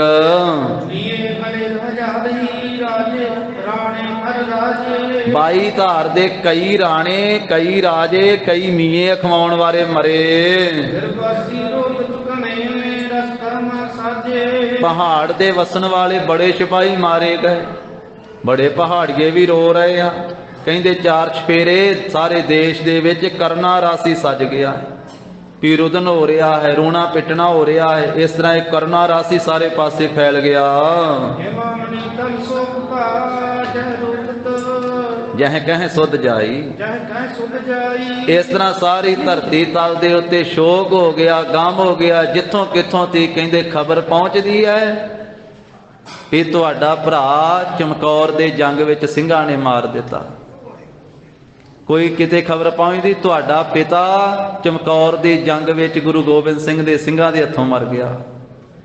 ਕਿਤੇ ਪਹੁੰਚਦੀ ਹੈ ਤੁਹਾਡਾ ਚਾਚਾ, ਕਿਤੇ ਤਾਇਆ, ਕਿਤੇ ਮਾਮਾ, ਕਿਤੇ ਭਾਣਜਾ, ਕਿਤੇ ਜਿੰਨੇ ਵੀ ਸੰਬੰਧ ਵਾ ਉਹ ਸਾਰੇ ਘਰਾਂ 'ਚ ਜਿੱਥੇ ਜਿੱਥੇ ਪਹੁੰਚੀ ਹੈ ਖਬਰ, ਕਿਉਂਕਿ ਲੱਖਾਂ ਮਾਰੇ ਸੀ। ਇਸ ਕਰਕੇ ਕਹਿੰਦੇ ਵੀ 4 ਚਫੇਰੇ ਜਿੱਥੇ ਵੀ ਖਬਰ ਪਹੁੰਚਦੀ ਹੈ ਸਾਰੇ ਪਾਸੇ ਸ਼ੋਕ ਪੈਦਾ ਹੋ ਗਿਆ। ਤੇ ਜਿੰਨੀ ਫੌਜ ਚਮਕੌਰ ਤੋਂ ਵਾਪਸ ਗਈ ਹੈ ਸਰਹੰਦ ਨੂੰ, ਉਹ ਵੀ ਹੈਰਾਨ ਹੋਈ ਬੋਲ ਰਹੀ ਹੈ। ਕਹਿੰਦੇ ਗੁਰੂ ਗੋਬਿੰਦ ਸਿੰਘ ਨਾਲ ਲੜਨਾ ਕੋਈ ਸੌਖਾ ਪਿਆ? ਉਹ ਸਾਰੇ ਕਹਿੰਦੇ ਗੁਰੂ ਗੋਬਿੰਦ ਸਿੰਘ ਨਾਲ ਲੜਾਈ ਕਰਨੀ, ਕਿਆਮਤ ਨੂੰ ਸੱਦਾ ਦੇਣਾ, ਪਰਲੋ ਨੂੰ ਸੱਦਾ ਦੇਣਾ। ਕਹਿੰਦੇ ਵਿਛਾ ਤੇ ਨਾ ਉਹਨੇ ਸੱਥਰਾਂ ਦੇ ਸੱਥਰ ਹੀ ਲਾ ਤੇ ਨਾ ਢੇਰ ਹੀ ਚਮਕੌਰ ਦੇ ਵਿੱਚ। ਗੁਰੂ ਗੋਬਿੰਦ ਸਿੰਘ ਨੂੰ ਕਹਿੰਦੇ ਗੁਰੂ ਗੋਬਿੰਦ ਸਿੰਘ ਨਾਲ ਲੜਾਈ ਕਰਨੀ, ਕਹਿੰਦੇ ਕਿਆਮਤ ਨੂੰ ਬੁਲਾਉਣਾ। ਕਿਆਮਤ ਕਹਿੰਦੇ ਪਰਲੋ ਨੂੰ ਹੀ ਸੱਦਣਾ, ਵੀ ਪਰਲੋ ਹੀ ਹੋ ਗਈ ਸਾਡੇ ਭਾ ਦੀ। ਕਹਿੰਦੇ ਵੀ ਇੰਨੇ ਲੱਖਾਂ ਸਾਡੇ ਜਵਾਨ ਮਾਰ ਦਿੱਤੇ ਗੁਰੂ ਗੋਬਿੰਦ ਸਿੰਘ ਦੇ ਜਥੇ ਨੇ, ਉਹਨਾਂ ਦੇ ਸਿੰਘਾਂ ਨੇ। ਇਹ ਭੱਟ ਪੁੰਜ ਖਪਾਏ, ਪੁੰਜ ਕਹੀਏ ਬਹੁਤੇ ਸਾਡੇ ਜਿਹੜੇ ਭੱਟ ਸੂਰਮੇ ਸੀ ਉਹ ਖਪਾ ਕੇ ਰੱਖ ਦਿੱਤੇ ਗੁਰੂ ਗੋਬਿੰਦ ਸਿੰਘ ਜੀ ਨੇ, ਖਤਮ ਕਰ ਦਿੱਤੇ। ਕਹਿੰਦੇ ਫਿਰ ਵੀ ਫੜਿਆ ਨਹੀਂ ਗਿਆ ਸਾਡੇ ਤੋਂ ਗੁਰੂ ਗੋਬਿੰਦ ਸਿੰਘ। ਸਾਡੀ ਇੰਨੀ ਫੌਜ, ਇੰਨੇ ਸੂਰਮੇ ਮਾਰ ਕੇ ਫੇਰ ਕਿਸੇ ਪਾਸੇ ਨੂੰ ਨਿਕਲ ਗਿਆ ਜਕਾਰੇ ਬੁਲਾ ਕੇ।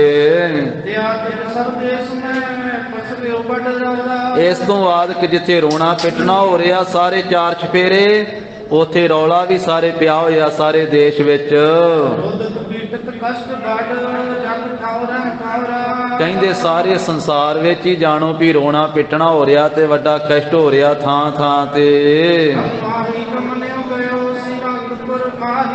ਜਦੋਂ ਨੂਰਾ ਮਾਹੀ ਚੱਲਿਆ ਸੀ ਨਾ ਲੰਮੇ ਜੱਟਪੁਰੇ ਤੋਂ, ਰਾਏ ਕੱਲੇ ਦਾ ਤੋਰਿਆ ਹੋਇਆ ਸਰਹੰਦ ਸ਼ਹਿਰ ਵੱਲ ਨੂੰ ਪਹੁੰਚ ਗਿਆ ਹੈ। ਸਰਹੰਦ ਦੇ ਵਿੱਚ ਸਰਹੰਦ ਪਹੁੰਚ ਕਰਕੇ ਉਥੋਂ ਫਿਰ ਸਾਰੀ ਖਬਰ ਇਹਨੇ ਸੁਣੀ ਹੈ ਜਿਵੇਂ ਬੀਤੀ ਹੈ। ਉਥੋਂ ਪਤਾ ਲੱਗ ਗਿਆ ਹੈ ਕਿ ਇੱਥੇ ਸਾਹਿਬਜ਼ਾਦੇ ਤੇ ਮਾਤਾ ਜੀ ਨੂੰ ਲਿਆਂਦਾ ਗਿਆ ਸੀ। ਫਿਰ ਮਾਤਾ ਜੀ ਤੇ ਸਾਹਿਬਜ਼ਾਦਿਆਂ ਨੂੰ ਠੰਡੇ ਬੁਰਜ ਵਿੱਚ ਰੱਖਿਆ ਗਿਆ ਤੇ ਉਹਨਾਂ ਨੂੰ 10 ਪੋਹ ਨੂੰ ਇੱਥੇ ਲਿਆਂਦਾ। 9 ਪੋਹ ਦੇ ਰਾਤ ਕੋਤਵਾਲੀ ਵਿੱਚ ਕੱਟੀ ਸੀ। 10 ਪੋਹ ਨੂੰ ਲਿਆਂਦਾ। 10 ਪੋਹ ਦੀ ਰਾਤ, 11 ਦੀ ਤੇ 12 ਦੀ, ਇਹ 3 ਰਾਤਾਂ ਸਾਹਿਬਜ਼ਾਦਿਆਂ ਤੇ ਮਾਤਾ ਜੀ ਨੇ ਠੰਡੇ ਬੁਰਜ ਵਿੱਚ ਬਤੀਤ ਕੀਤੀਆਂ। ਸੂਬੇ ਦੀ ਕਚਹਿਰੀ ਵਿੱਚ ਸਾਹਿਬਜ਼ਾਦਿਆਂ ਨੂੰ ਲਿਜਾਇਆ ਗਿਆ, ਗੱਲਬਾਤ ਹੋਈ, ਆਖਰ ਫਤਵਾ ਲਾਇਆ ਗਿਆ। ਜਿਉਂਦਿਆਂ ਨੀਹਾਂ ਵਿੱਚ ਚਿਣ ਕਰਕੇ ਸਾਹਿਬਜ਼ਾਦਿਆਂ ਨੂੰ ਸ਼ਹੀਦ ਕੀਤਾ ਗਿਆ। ਉਹ ਨੀਹਾਂ ਵਿੱਚ ਚਿਣੇ ਜਾਂਦੇ ਜਪਜੀ ਸਾਹਿਬ ਦਾ ਪਾਠ ਕਰਦੇ ਰਹੇ। ਜਦੋਂ ਸਾਹਿਬਜ਼ਾਦੇ ਸ਼ਹੀਦ ਹੋ ਗਏ, ਮਾਤਾ ਜੀ ਨੇ ਜਪਜੀ ਸਾਹਿਬ ਦਾ ਪਾਠ ਕਰਕੇ ਠੰਡੇ ਬੁਰਜ ਵਿੱਚ ਚੌਂਕੜਾ ਲਾ ਕੇ ਪਾਠ ਕਰਕੇ ਸਰੀਰ ਤਿਆਗਿਆ। ਇਹ ਸਾਰੀ ਖਬਰ ਸਰਹੰਦ ਦੇ ਵਿੱਚੋਂ ਨੂਰੇ ਮਾਹੀ ਨੇ ਸੁਣੀ ਹੈ ਜਿਵੇਂ ਬੀਤੀ ਸੀ। ਫਿਰ ਟੋਡਰ ਮੱਲ ਨੇ ਮਾਤਾ ਜੀ ਤੇ ਸਾਹਿਬਜ਼ਾਦਿਆਂ ਦਾ ਸੰਸਕਾਰ ਕੀਤਾ। ਮੋਤੀ ਰਾਮ ਉਹਨਾਂ ਨੇ ਇਹਨਾਂ ਰਾਤਾਂ ਦੇ ਵਿੱਚ ਸਾਹਿਬਜ਼ਾਦਿਆਂ ਨੂੰ ਦੁੱਧ ਪਿਆਉਣ ਦੀ ਸੇਵਾ ਕੀਤੀ। ਇਹ ਸਾਰੀ ਖਬਰ ਸੁਣੀ ਹੈ।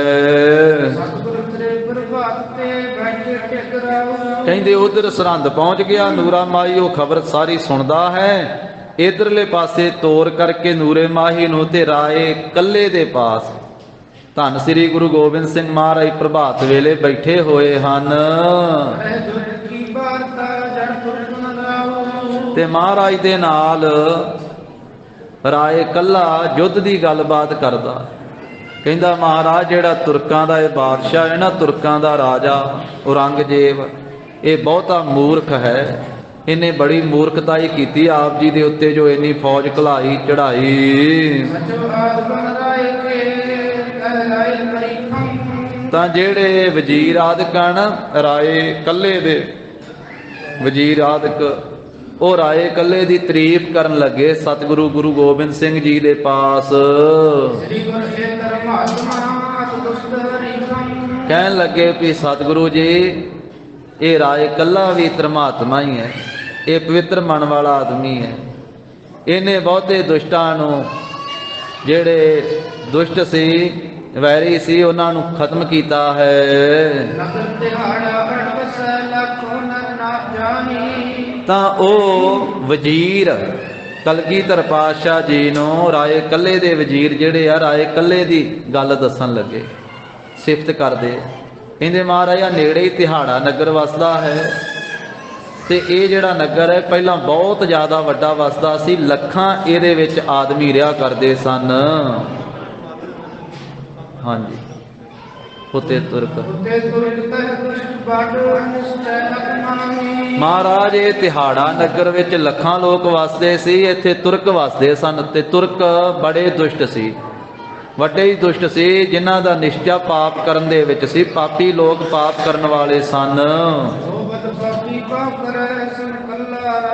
ਮਹਾਰਾਜ ਬੜੀਆਂ ਗਾਵਾਂ ਦਾ ਪਾਪ ਕਰਿਆ ਕਰਦੇ ਸੀ, ਗਾਵਾਂ ਦਾ ਵੱਧ ਕਰ ਦਿਆ ਕਰਦੇ ਸੀ ਪਾਪੀ ਲੋਕ। ਤੇ ਜਦੋਂ ਰਾਏ ਕੱਲੇ ਨੂੰ ਪਤਾ ਲੱਗਾ ਨਾ ਵੀ ਤਿਹਾੜੇ ਨਗਰ ਦੇ ਵਿੱਚ ਇਹ ਤੁਰਕ ਜਿਹੜੇ ਆ ਗਾਵਾਂ ਨੂੰ ਮਾਰਦੇ ਆ, ਪਾਪ ਕਰਦੇ ਹਨ,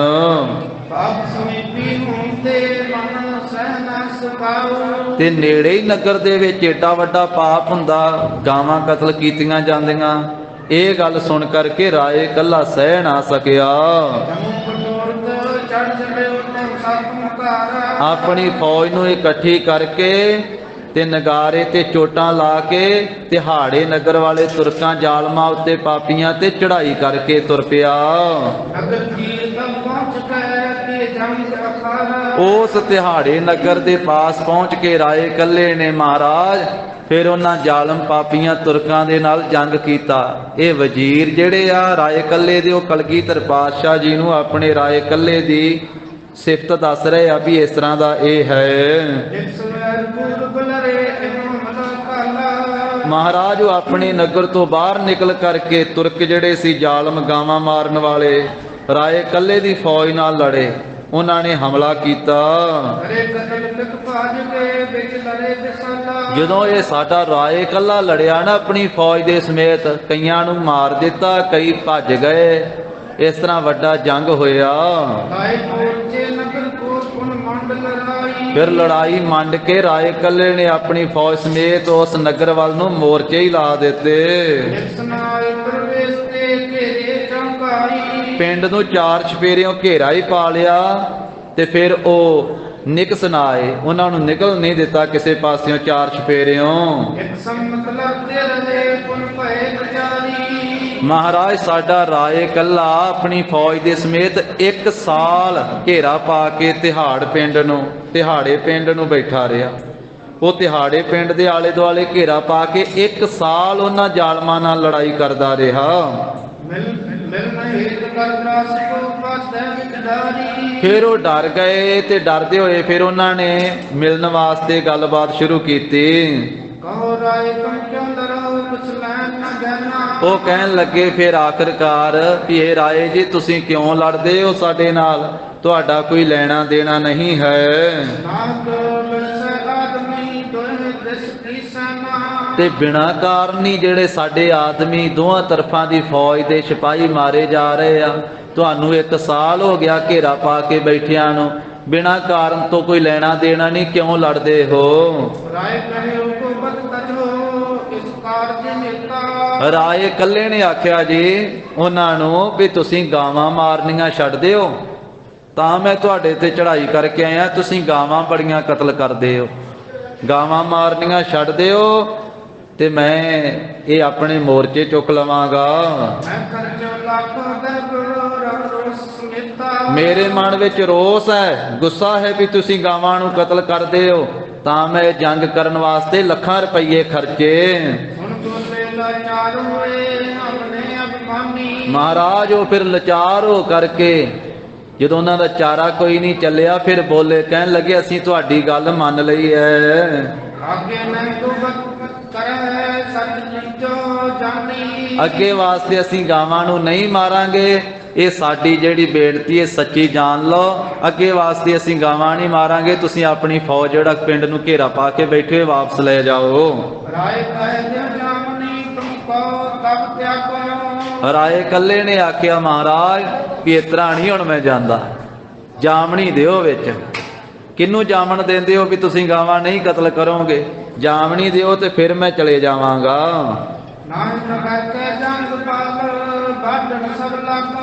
ਨਹੀਂ ਤਾਂ ਮੈਂ ਜੰਗ ਕਰਕੇ ਸਾਰਿਆਂ ਨੂੰ ਵੱਢਣ ਲੱਗਾਂਗਾ, ਵੱਢਦਾ ਹੀ ਜਾਵਾਂਗਾ। ਜਿੰਨਾ ਚਿਰ ਤੁਸੀਂ ਜਾਮਣੀ ਨਹੀਂ ਕਿਸੇ ਦੀ ਦਿੰਦੇ ਉਹਨਾਂ ਚਿਰ ਨਹੀਂ ਮੈਂ ਜੰਗ ਬੰਦ ਕਰਕੇ ਵਾਪਸ ਜਾਂਦਾ। ਮੈਂ ਚੁਣ ਚੁਣ ਕੇ ਸਾਰਿਆਂ ਨੂੰ ਮਾਰਾਂਗਾ ਜਿੰਨੇ ਗਾਵਾਂ ਕਤਲ ਕਰਨ ਵਾਲੇ ਤੁਸੀਂ, ਤੁਹਾਡੀ ਜੜ ਪੁੱਟ ਦੇਵਾਂਗਾ, ਖੋਜ ਖੁਰਾ ਮਿਟਾ ਦੇਵਾਂਗਾ। ਤੁਸੀਂ ਗਾਵਾਂ ਕਤਲ ਕਰਦੇ ਹੋ, ਪਾਪ ਕਰਦੇ ਹੋ। ਫਿਰ ਮੈਂ ਇੱਥੇ ਐਸੇ ਲੋਕ ਵਸਾਵਾਂਗਾ ਜਿਹੜੇ ਇਸ ਤਰ੍ਹਾਂ ਦਾ ਪਾਪ ਨਾ ਕਰਨ, ਜਿਹੜੇ ਧਰਮੀ ਹੋਣ, ਜਿਹੜੇ ਜਿਨ੍ਹਾਂ ਦੇ ਹਿਰਦੇ ਵਿੱਚ ਦਇਆ ਹੋਵੇ, ਉਹਨਾਂ ਨੂੰ ਇੱਥੇ ਵਸਾਵਾਂਗਾ। ਫਿਰ ਉਹਨਾਂ ਲੋਕਾਂ ਨੇ, ਤਿਹਾੜੇ ਨਗਰ ਵਾਲੇ ਲੋਕਾਂ ਨੇ ਅੰਦਰ ਡਰ ਧਾਰਨ ਕਰਕੇ ਤੇ ਸੋਚਣ ਲੱਗੇ ਵੀ ਕਿਹਨੂੰ ਜਾਮਣ ਰੱਖੀਏ ਵਿੱਚ, ਜਾਮਣੀ ਕਿਸ ਦੀ ਦਿੱਤੀ ਜਾਵੇ। ਵੀ ਐਸਾ ਕਿਹੜਾ ਹੈ ਜਿਹੜਾ ਵਿੱਚ ਵਿਚਾਲੇ ਆ ਕੇ ਖਲੋਵੇ, ਜਿਹੜਾ ਜਾਮਣ ਬਣ ਜਾਵੇ। ਉਹਨਾਂ ਨੇ ਵਿਚਾਰ ਕੀਤੀ ਵੀ ਹੋਰ ਤਾਂ ਕੋਈ ਨਹੀਂ ਇੱਥੇ ਜਿਹੜਾ ਜਾਮਣ ਸਾਡਾ ਹੋ ਜਾਵੇ। ਤੇ ਇਸ ਤਰ੍ਹਾਂ ਵਿਚਾਰ ਕੀਤੀ। ਇੱਕ ਸਕਦਰ ਦਰਿਆਉ ਹੈ ਵਿਚਾਏ ਹਮਾਰੇ। ਕਹਿਣ ਲੱਗੇ ਵੀ ਆ ਵਿਚਾਲੇ ਜਿਹੜਾ ਸਤਲੁਜ ਦਰਿਆ ਵਗਦਾ ਨਾ, ਅਸੀਂ ਸਤਲੁਜ ਦਰਿਆ ਦੀ ਜਾਮਣੀ ਦੇ ਨੇ, ਇਹਨੂੰ ਜਾਮਣ ਰੱਖ ਲੈਂਦੇ ਹਾਂ ਵਿੱਚ। ਉਹ ਕਹਿਣ ਲੱਗੇ ਵੀ ਚਲੋ ਸਤਲੁਜ ਦਰਿਆ ਦੇ ਕੰਢੇ ਤੇ ਚਲੇ ਜਾਓ ਤੇ ਸਾਡੀ ਜਾਮਣੀ ਸਤਲੁਜ ਦਰਿਆ ਦੇ ਦੇਵੇਗਾ, ਅਸੀਂ ਸਤਲੁਜ ਦਰਿਆ ਦੀ ਜਾਮਣੀ ਦੇ ਦਿੰਦੇ ਹਾਂ। ਅਸੀਂ ਕਾਗਜ਼ ਦੇ ਉੱਤੇ ਲਿਖ ਕਰਕੇ ਤੇ ਸਤਲੁਜ ਦਰਿਆ ਨੂੰ ਉਹ ਕਾਗਜ਼ ਜਿਹੜਾ ਸਪਰਸ਼ ਕਰਾਂਗੇ, ਉਹਦਾ ਜਲ ਜਿਹੜਾ ਉਹ ਕਾਗਜ਼ ਨੂੰ ਸਪਰਸ਼ੇਗਾ। ਉਹਨਾਂ ਦੇ ਅੰਦਰ ਦੁਸ਼ਟਪੁਣਾ ਹੀ ਸੀ, ਉਹਨਾਂ ਚਲਾਕੀ ਖੇਡੀ। ਤੇ ਜਿਹੜੇ ਧਰਮੀ ਬੰਦੇ ਹੁੰਦੇ, ਜਿਨ੍ਹਾਂ ਦੇ ਅੰਦਰ ਧਰਮ ਹੁੰਦਾ ਹੈ, ਜਿਨ੍ਹਾਂ ਦੇ ਅੰਦਰ ਦਇਆ ਹੁੰਦੀ ਹੈ, ਜਿਹੜੇ ਬਚਨ ਦੇ ਕੌਲ ਕਰਾਰ ਦੇ ਪੱਕੇ ਹੁੰਦੇ ਆ, ਉਹ ਕਿਸੇ ਗੱਲ ਤੇ ਖਲੋ ਜਾਂਦੇ ਆ। ਭਾਵੇਂ ਕਿਸੇ ਦੀ ਕੋਈ ਜਾਮਣੀ ਦੇ ਦਵੇ, ਉਹ ਕਿਸੇ ਥਾਂ ਤੇ ਖਲੋਣ ਵਾਲੇ ਹੁੰਦੇ ਆ। ਤੇ ਜਿਹੜੇ ਦੁਸ਼ਟ ਹੁੰਦੇ, ਜ਼ਾਲਮ, ਉਹ ਨਹੀਂ ਕਿਤੇ ਖਲੋਂਦੇ, ਉਹ ਤੇ ਆਪਣੇ ਧਰਮ ਗ੍ਰੰਥਾਂ ਦੀ ਵੀ ਜਾਮਣੀ ਦੇ ਕੇ ਤੇ ਥਿੜਕ ਜਾਂਦੇ ਆ। ਉਹ ਤੇ ਪੈਗੰਬਰ ਦੀ, ਜਿਵੇਂ ਹੁਣ ਔਰੰਗਜ਼ੇਬ ਨੇ ਪੈਗੰਬਰ ਦੀ ਸਹੁੰ ਖਾਧੀ ਸੀ, ਕੁਰਾਨ ਦੀ ਵੀ ਕਸਮ ਖਾਧੀ ਸੀ, ਖੁਦਾ ਦੀ ਵੀ ਖਾਧੀ ਸੀ, ਪਰ ਉਹਨੇ ਤੋੜਤੀਆਂ ਸਾਰੀਆਂ ਕਸਮਾਂ। 22 ਧਾਰ ਦੇ ਰਾਜਿਆਂ ਨੇ ਵੀ ਤੋੜੀਆਂ ਸਾਰੀਆਂ ਕਸਮਾਂ। ਤਾਂ ਇਹਨਾਂ ਨੇ ਵੀ ਆਪਣੇ ਵੱਲੋਂ ਤੇ ਚਲਾਕੀ ਖੇਡੀ ਹੈ। ਪਿਛਲੇ ਸਮੇਂ 'ਚ ਇਸ ਤਰ੍ਹਾਂ ਦਾ ਹੁੰਦਾ ਸੀ ਵੀ ਜਲ ਦੀ ਚੁਲੀ ਭਰ ਕਰਕੇ ਤੇ ਫਿਰ ਕੋਈ ਬਚਨ ਕਰਿਆ ਕਰਦੇ ਸੀ, ਉਹ ਜਲ ਛੱਡਦੇ ਹੁੰਦੇ ਸੀ ਤੇ ਕਹਿੰਦੇ ਸੀ ਵੀ ਹਾਂ ਇਹ ਕਿਸੇ ਨੇ ਇਹ ਜਲ ਦੀ ਚੁਲੀ ਭਰ ਕਰਕੇ ਤੇ ਬਚਨ ਕੀਤਾ ਵਾ ਵੀ ਇਹਦੇ ਤੇ ਪੂਰਾ ਉਤਰੇਗਾ। ਤਾਂ ਉਹਨਾਂ ਆਖਿਆ ਵੀ ਅਸੀਂ ਇਹ ਸਤਲੁਜ ਦਰਿਆ ਦੀ ਜਾਮਣੀ ਦੇ ਦਿੰਦੇ, ਇਹ ਜਾਮਣੀ ਨੂੰ ਵਿੱਚ ਰੱਖ ਲੈਂਦੇ। ਤਾਂ ਦੁਸ਼ਟਾਂ ਨੇ ਕਹਿੰਦੇ ਗੱਲ ਕੀਤੀ ਤੇ ਰਾਏ ਇਕੱਲੇ ਨੇ ਮੰਨ ਲਈ, ਕਿਉਂਕਿ ਇਹ ਧਰਮੀ ਸੀ, ਇਹਦੇ ਅੰਦਰ ਦਇਆ ਤੇ ਧਰਮ ਸੀ। ਉਹਨਾਂ ਦੇ ਤਿਹਾੜੇ ਪਿੰਡ ਤੋਂ 7 ਕੋਹਾਂ ਦੀ ਦੂਰੀ ਤੇ ਸਤਲੁਜ ਦਰਿਆ ਸੀ। ਰਾਏ ਇਕੱਲੇ ਨੂੰ ਨਾਲ ਲੈ ਕਰਕੇ ਉੱਥੇ ਪਹੁੰਚ ਗਏ ਜਾਮਣੀ ਦੇਣ ਵਾਸਤੇ। ਪਹਿਲਾਂ ਤੇ ਦੋਵਾਂ ਪਾਸੇ ਬੈਠ ਕਰਕੇ ਆਪੋ ਆਪਣੇ ਤਰੀਕੇ ਨਾਲ ਪੂਜਾ ਕੀਤੀ ਸਾਰਿਆਂ ਨੇ। ਫਿਰ ਕਾਗਜ਼ ਤੇ ਉਹ ਸਾਰੀ ਗੱਲਬਾਤ ਲਿਖੀ, ਜਾਮਣੀ ਸਤਲੁਜ ਦਰਿਆ ਦੀ ਵਿੱਚ ਰੱਖੀ। ਉਹਦੇ ਤੇ ਲਿਖਿਆ ਏ ਵੀ ਜੇ ਅੱਜ ਤੋਂ ਬਾਅਦ ਅਸੀਂ ਗਾਵਾਂ ਨੂੰ ਕਤਲ ਕਰੀਏ, ਹੇ ਸਤਲੁਜ ਦਰਿਆ ਅਸੀਂ ਤੈਨੂੰ ਵਿੱਚ ਜਾਮਣ ਰੱਖਦੇ ਆ, ਤੂੰ ਦੰਡ ਦੇਈਂ ਸਾਨੂੰ। ਤੇ ਇਸ ਤਰੀਕੇ ਨਾਲ ਲੋਕ ਦਰਿਆਵਾਂ ਨੂੰ ਦੇਵਤੇ ਕਰਕੇ ਕਦੀ ਸਨਮਾਨ ਦਿੰਦੇ ਹੁੰਦੇ ਸੀ, ਦੇਵਤੇ ਕਰਕੇ। ਤੇ ਸਾਡੇ ਲੋਕਾਂ ਨੇ ਕਹਿ ਦਿੱਤਾ ਜੀ ਇਹ ਕਰਮ ਕਾਂਡ ਹੈ, ਬ੍ਰਾਹਮਣ ਕਾਂਡ ਹੈ। ਤੇ ਜਦੋਂ ਲੋਕ ਦੇਵਤੇ ਕਰਕੇ ਪੂਜਦੇ ਸੀ ਨਾ, ਉਦੋਂ ਉਹਨਾਂ ਦੇ ਮਨ ਵਿੱਚ ਭਾਵਨਾ ਸੀ ਵੀ ਦਰਿਆਵਾਂ ਦੇ, ਨਦੀਆਂ ਦੇ ਜਲ ਵਿੱਚ ਗੰਦਮੰਦ ਨਹੀਂ ਸੁੱਟਣਾ। ਜਦੋਂ ਲੋਕ ਦੇਵਤੇ ਕਰਦੇ, ਲੋਕੀ ਕਹਿੰਦੇ ਇਹ ਵਰਨ ਦੇਵਤਾ ਹੈ, ਇਹ ਦੂਜਾ ਦੇਵਤਾ, ਫਲਾਨਾ ਦੇਵਤਾ। ਉਂਝ ਤੀਰਥ ਵੀ ਮੰਨਿਆ ਜਾਂਦਾ ਨਦੀਆਂ ਨੂੰ, ਗੰਗਾ, ਜਮਨਾ, ਗੋਦਾਵਰੀ, ਸਰਸਵਤੀ। ਤੇ ਕਰਹਿ ਉਦਮ ਧੂਰ ਸਾਧੂ ਕੀਤਾ ਹੈ, ਕਿਲ ਵਿਖ ਮੈਲ ਭਰੇ ਪਰੇ ਹਮਰੇ ਵਿੱਚ, ਹਮਰੀ ਮੈਲ ਸਾਧੂ ਕੀ ਧੂਰ ਗਵਾਈ। ਜਿਨ੍ਹਾਂ ਲੋਕਾਂ ਨੇ ਦੇਵਤੇ ਕਰਕੇ ਦਰਿਆਵਾਂ, ਨਦੀਆਂ ਦਾ ਪ੍ਰਚਾਰ ਕੀਤਾ ਸੀ, ਉਹਨਾਂ ਨੇ ਸਫਾਈ ਰਖਾਈ ਸੀ। ਲੋਕ ਇਸ ਭਾਵਨਾ ਕਰਕੇ ਵਿੱਚ ਗੰਦ ਨਹੀਂ ਸੀ ਸੁੱਟਦੇ, ਗੰਦ ਨਹੀਂ ਸੀ ਪਾਉਂਦੇ। ਜਦੋਂ ਮਨ ਵਿੱਚ ਉਹ ਖਿਆਲ ਉਡਾ ਦਿੱਤਾ ਵੀ ਨਹੀਂ ਇੱਥੇ ਕੁਝ ਨਹੀਂ, ਤੇ ਫਿਰ ਲੋਕੀ ਗੰਦੇ ਨਾਲੇ ਵੀ ਵਿੱਚ ਪਾਉਣ ਲੱਗ ਪਏ, ਸੀਵਰੇਜ ਦਾ ਪਾਣੀ ਵੀ ਨਦੀਆਂ ਦਰਿਆਵਾਂ 'ਚ ਪਾਉਣ ਲੱਗ ਪਏ ਤੇ ਉਹ ਪਾਣੀ ਨੂੰ ਗੰਧਲਾ ਕਰ ਦਿੱਤਾ। ਕਿਸੇ ਇਲਾਕੇ 'ਚ ਉਹੋ ਹੀ ਜਲ ਜਿਹੜਾ ਵਾ ਉਹ ਅੱਗੇ ਜਾ ਕੇ ਲੋਕ ਪੀਂਦੇ ਆ। ਰਾਜਸਥਾਨ ਦੇ ਇਲਾਕੇ ਵਿੱਚ ਆਹ ਹੀ ਸਤਲੁਜ ਦਾ, ਬਿਆਸ ਦਾ ਦਰਿਆ ਜਾ ਉਹ ਜਲ ਉਧਰ ਛਕਿਆ ਜਾਂਦਾ ਤੇ ਉਹ ਅਨੇਕਾਂ ਬਿਮਾਰੀਆਂ ਲੱਗਦੀਆਂ। ਕਦੀ ਐਸੀ ਭਾਵਨਾ ਸੀ ਉਹਨਾਂ ਦੇ ਮਨਾਂ ਦੇ ਵਿੱਚ। ਤਾਂ ਉਸ ਵੇਲੇ ਕਹਿੰਦੇ ਵੀ ਉਹਨਾਂ ਨੇ ਬੈਠ ਕਰਕੇ ਉੱਥੇ ਪਹਿਲਾਂ ਪੂਜਾ ਕੀਤੀ ਹੈ ਤੇ ਫਿਰ ਲਿਖੀ ਹੈ ਵੀ ਜੇ ਅਸੀਂ ਕਤਲ ਕਰੀਏ ਗਾਵਾਂ ਨੂੰ ਤੇ ਹੇ ਸਤਲੁਜ ਤੈਨੂੰ ਅਸੀਂ ਜਾਮਣ ਰੱਖਦੇ ਹਾਂ, ਤੂੰ ਦੰਡ ਦੇਵੀਂ ਸਾਨੂੰ।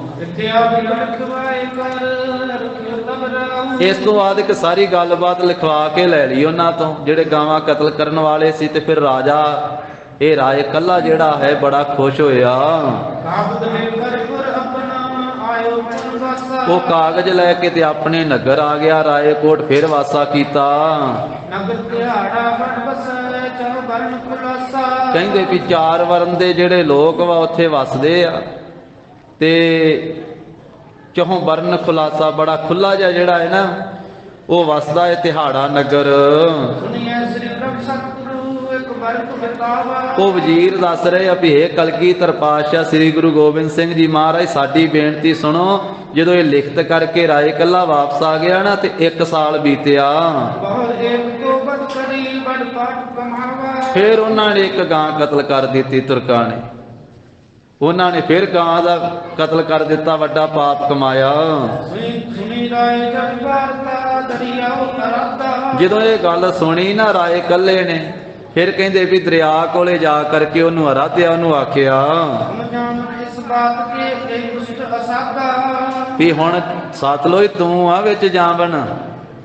ਮੈਂ ਪਹਿਲੋਂ ਇਹਨਾਂ ਨੂੰ ਜੰਗ ਯੁੱਧ ਕਰਦਿਆਂ ਦੰਡ ਦੇ ਰਿਹਾ ਸੀ ਤੇ ਤੇਰੀ ਇਹਨਾਂ ਜਾਮਣੀ ਰੱਖੀ। ਇਹਨਾਂ ਨੇ ਦੁਸ਼ਟਾਂ ਨੇ ਫਿਰ ਪਾਪ ਕੀਤਾ, ਗਾਂ ਕਤਲ ਕੀਤੀ ਹੈ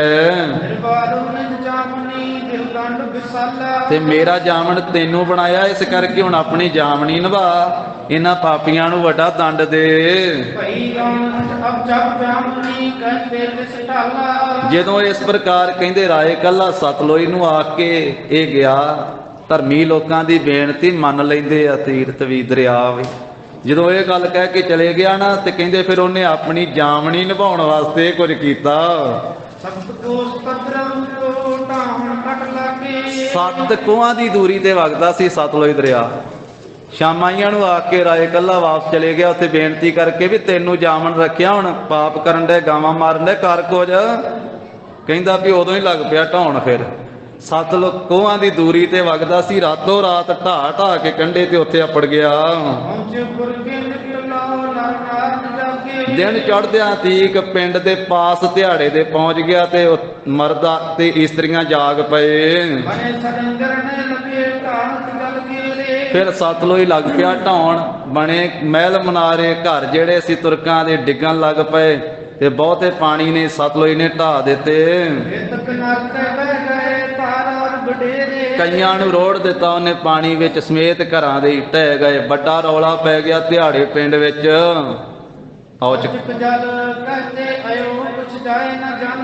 ਸਵੇਰੇ ਸਵੇਰੇ ਉਹ ਕਹਿੰਦੇ ਵੀ ਅਚਾਨਕ ਹੀ ਪਾਣੀ ਕਿਧਰੋਂ ਆ ਗਿਆ, ਕੋਈ ਜਾਣਿਆ ਨਹੀਂ ਜਾਂਦਾ। ਉਹਨਾਂ ਨੂੰ ਚਿੱਤ ਖਿਆਲ ਹੀ ਨਹੀਂ ਸੀ। 7 ਕੋਹਾਂ ਦੀ ਦੂਰੀ ਤੇ ਵਗਦਾ ਸੀ ਦਰਿਆ।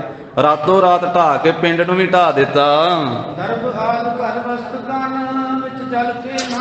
ਕਹਿੰਦੇ ਵੀ ਬੜਾ ਧਨ ਵੀ ਸੀ ਘਰਾਂ ਵਿੱਚ, ਘਰ ਵੀ ਬੜੇ ਵਸਦੇ ਸੀ, ਸਭ ਕੁਝ ਜਲ ਦੇ ਵਿੱਚ ਆ ਗਿਆ। ਉਹਨੇ ਐ ਢਾਹ ਕੇ ਤੇ ਰੋੜ ਦਿੱਤਾ ਸਭ ਕੁਝ। ਤੇ ਕਈ ਰੁੜ ਗਏ ਤੇ ਕਈ ਭੱਜ ਭਜਾ ਕੇ ਵਿੱਚੋਂ ਬਚ ਗਏ ਜਨ। ਇਸ ਤਰੀਕੇ ਦੇ ਨਾਲ ਬਾਕੀ ਦੀ ਜਿਹੜੀ ਹੋਰ ਬੇਨਤੀ ਹੈ, ਸਾਰਾ ਸਿੱਟਾ ਅਖੀਰ ਤੇ ਜਾ ਕੇ ਨਿਕਲੇਗਾ। ਉਹ ਵਜ਼ੀਰ ਕਹਿੰਦੇ ਵੀ ਇਹ ਸਾਡਾ ਰਾਏ ਕੱਲਾ ਵੀ ਮਹਾਰਾਜ ਧਰਮਾਤਮਾ ਹੀ ਆ। ਇਹਦੀ ਬੇਨਤੀ ਕੀਤੀ ਹੋਈ ਸਤਲੁਜ ਦਰਿਆ ਨੇ ਵੀ ਮੰਨ ਲਈ, ਕਿਉਂਕਿ ਇਹ ਜਿਹੜੇ ਦਰਿਆ ਤੇ ਤੀਰਥ ਤੇ ਨਦੀਆਂ ਹਨ, ਇਹ ਵੀ ਨਾਮ ਜਪਣ ਵਾਲਿਆਂ ਦੀ ਚਰਨਾਂ ਦੀ ਧੂੜੀ ਮੰਗਦੇ ਆ। ਗੁਰਬਾਣੀ 'ਚ ਬਚਨ ਆਉਂਦਾ, ਉਹਨਾਂ ਦੀ ਗੱਲ ਇਹ ਮੰਨ ਲੈਂਦੇ ਆ। ਗੁਰੂ ਰਾਮਦਾਸ ਸਾਹਿਬ ਜੀ ਦਾ ਮਲਾਰ ਰਾਗ ਦਾ ਇਹ ਸ਼ਬਦ ਹੈ ਵੀ ਗੰਗਾ ਜਮਨਾ ਗੋਦਾਵਰੀ ਸਰਸਵਤੀ ਤੇ ਕਰਹਿ ਉਦਮ ਧੂਰ ਸਾਧੂ ਕੀਤਾ ਹੈ। ਉਹ ਵੀ ਉਦਮ ਕਰਦੇ ਵੀ ਸਾਨੂੰ ਕਿਸੇ ਸਾਧੂ ਦੀ ਚਰਨ ਧੂੜੀ ਮਿਲ ਜਾਵੇ। ਕਿਲਵਿਕ ਮੈਲ ਭਰੇ ਪਰੇ ਹਮਰੇ ਵਿੱਚ, ਹਮਰੀ ਮੈਲ ਸਾਧੂ ਕੀ ਧੂਰ ਗਵਾਏ। ਤਾਂ ਵਜ਼ੀਰ ਦੱਸ ਰਹੇ ਆ ਕਲਗੀਧਰ ਪਾਤਸ਼ਾਹ ਨੂੰ ਕਿ ਮਹਾਰਾਜ ਇਹ ਰਾਏ ਕੱਲਾ ਇਸ ਤਰ੍ਹਾਂ ਦਾ ਇਹ ਵੀ ਧਰਮੀ ਬੰਦਾ ਹੈ। ਤਾਂ ਅਖੀਰ ਤੇ ਜਾ ਕੇ ਸਾਰੇ ਪ੍ਰਸੰਗ ਦਾ ਸਿੱਟਾ ਕੱਲ ਨੂੰ ਨਿਕਲੇਗਾ। ਗੁਰੂ ਜੀ ਦੇ ਇਤਿਹਾਸ ਦੀ ਵਿਚਾਰ ਸਾਂਝੀ ਕਰਦਿਆਂ ਹੋਈਆਂ ਭੁੱਲਾਂ ਚੁੱਕਾਂ ਦੀ ਸਤਿਗੁਰੂ ਜੀ ਗੁਰ ਸੰਗਤ ਜੀ ਖਿਮਾ ਦੇਣੀ। ਦੇਹੋ ਸੱਜਣੇ ਅਸੀਸ ਅੜੀਆਂ, ਜਿਉ ਹੋਵੇ ਸਾਹਿਬ ਸਿਉ ਮੇਲ। ਹੇ ਗੋਬਿੰਦ ਹੇ ਗੋਪਾਲ ਹੇ ਦਇਆਲ ਲਾਲ, ਪ੍ਰਾਨ ਨਾਥ ਅਨਾਥ ਸਖੇ ਦੀਨ ਦਰਦ ਨਿਵਾਰ।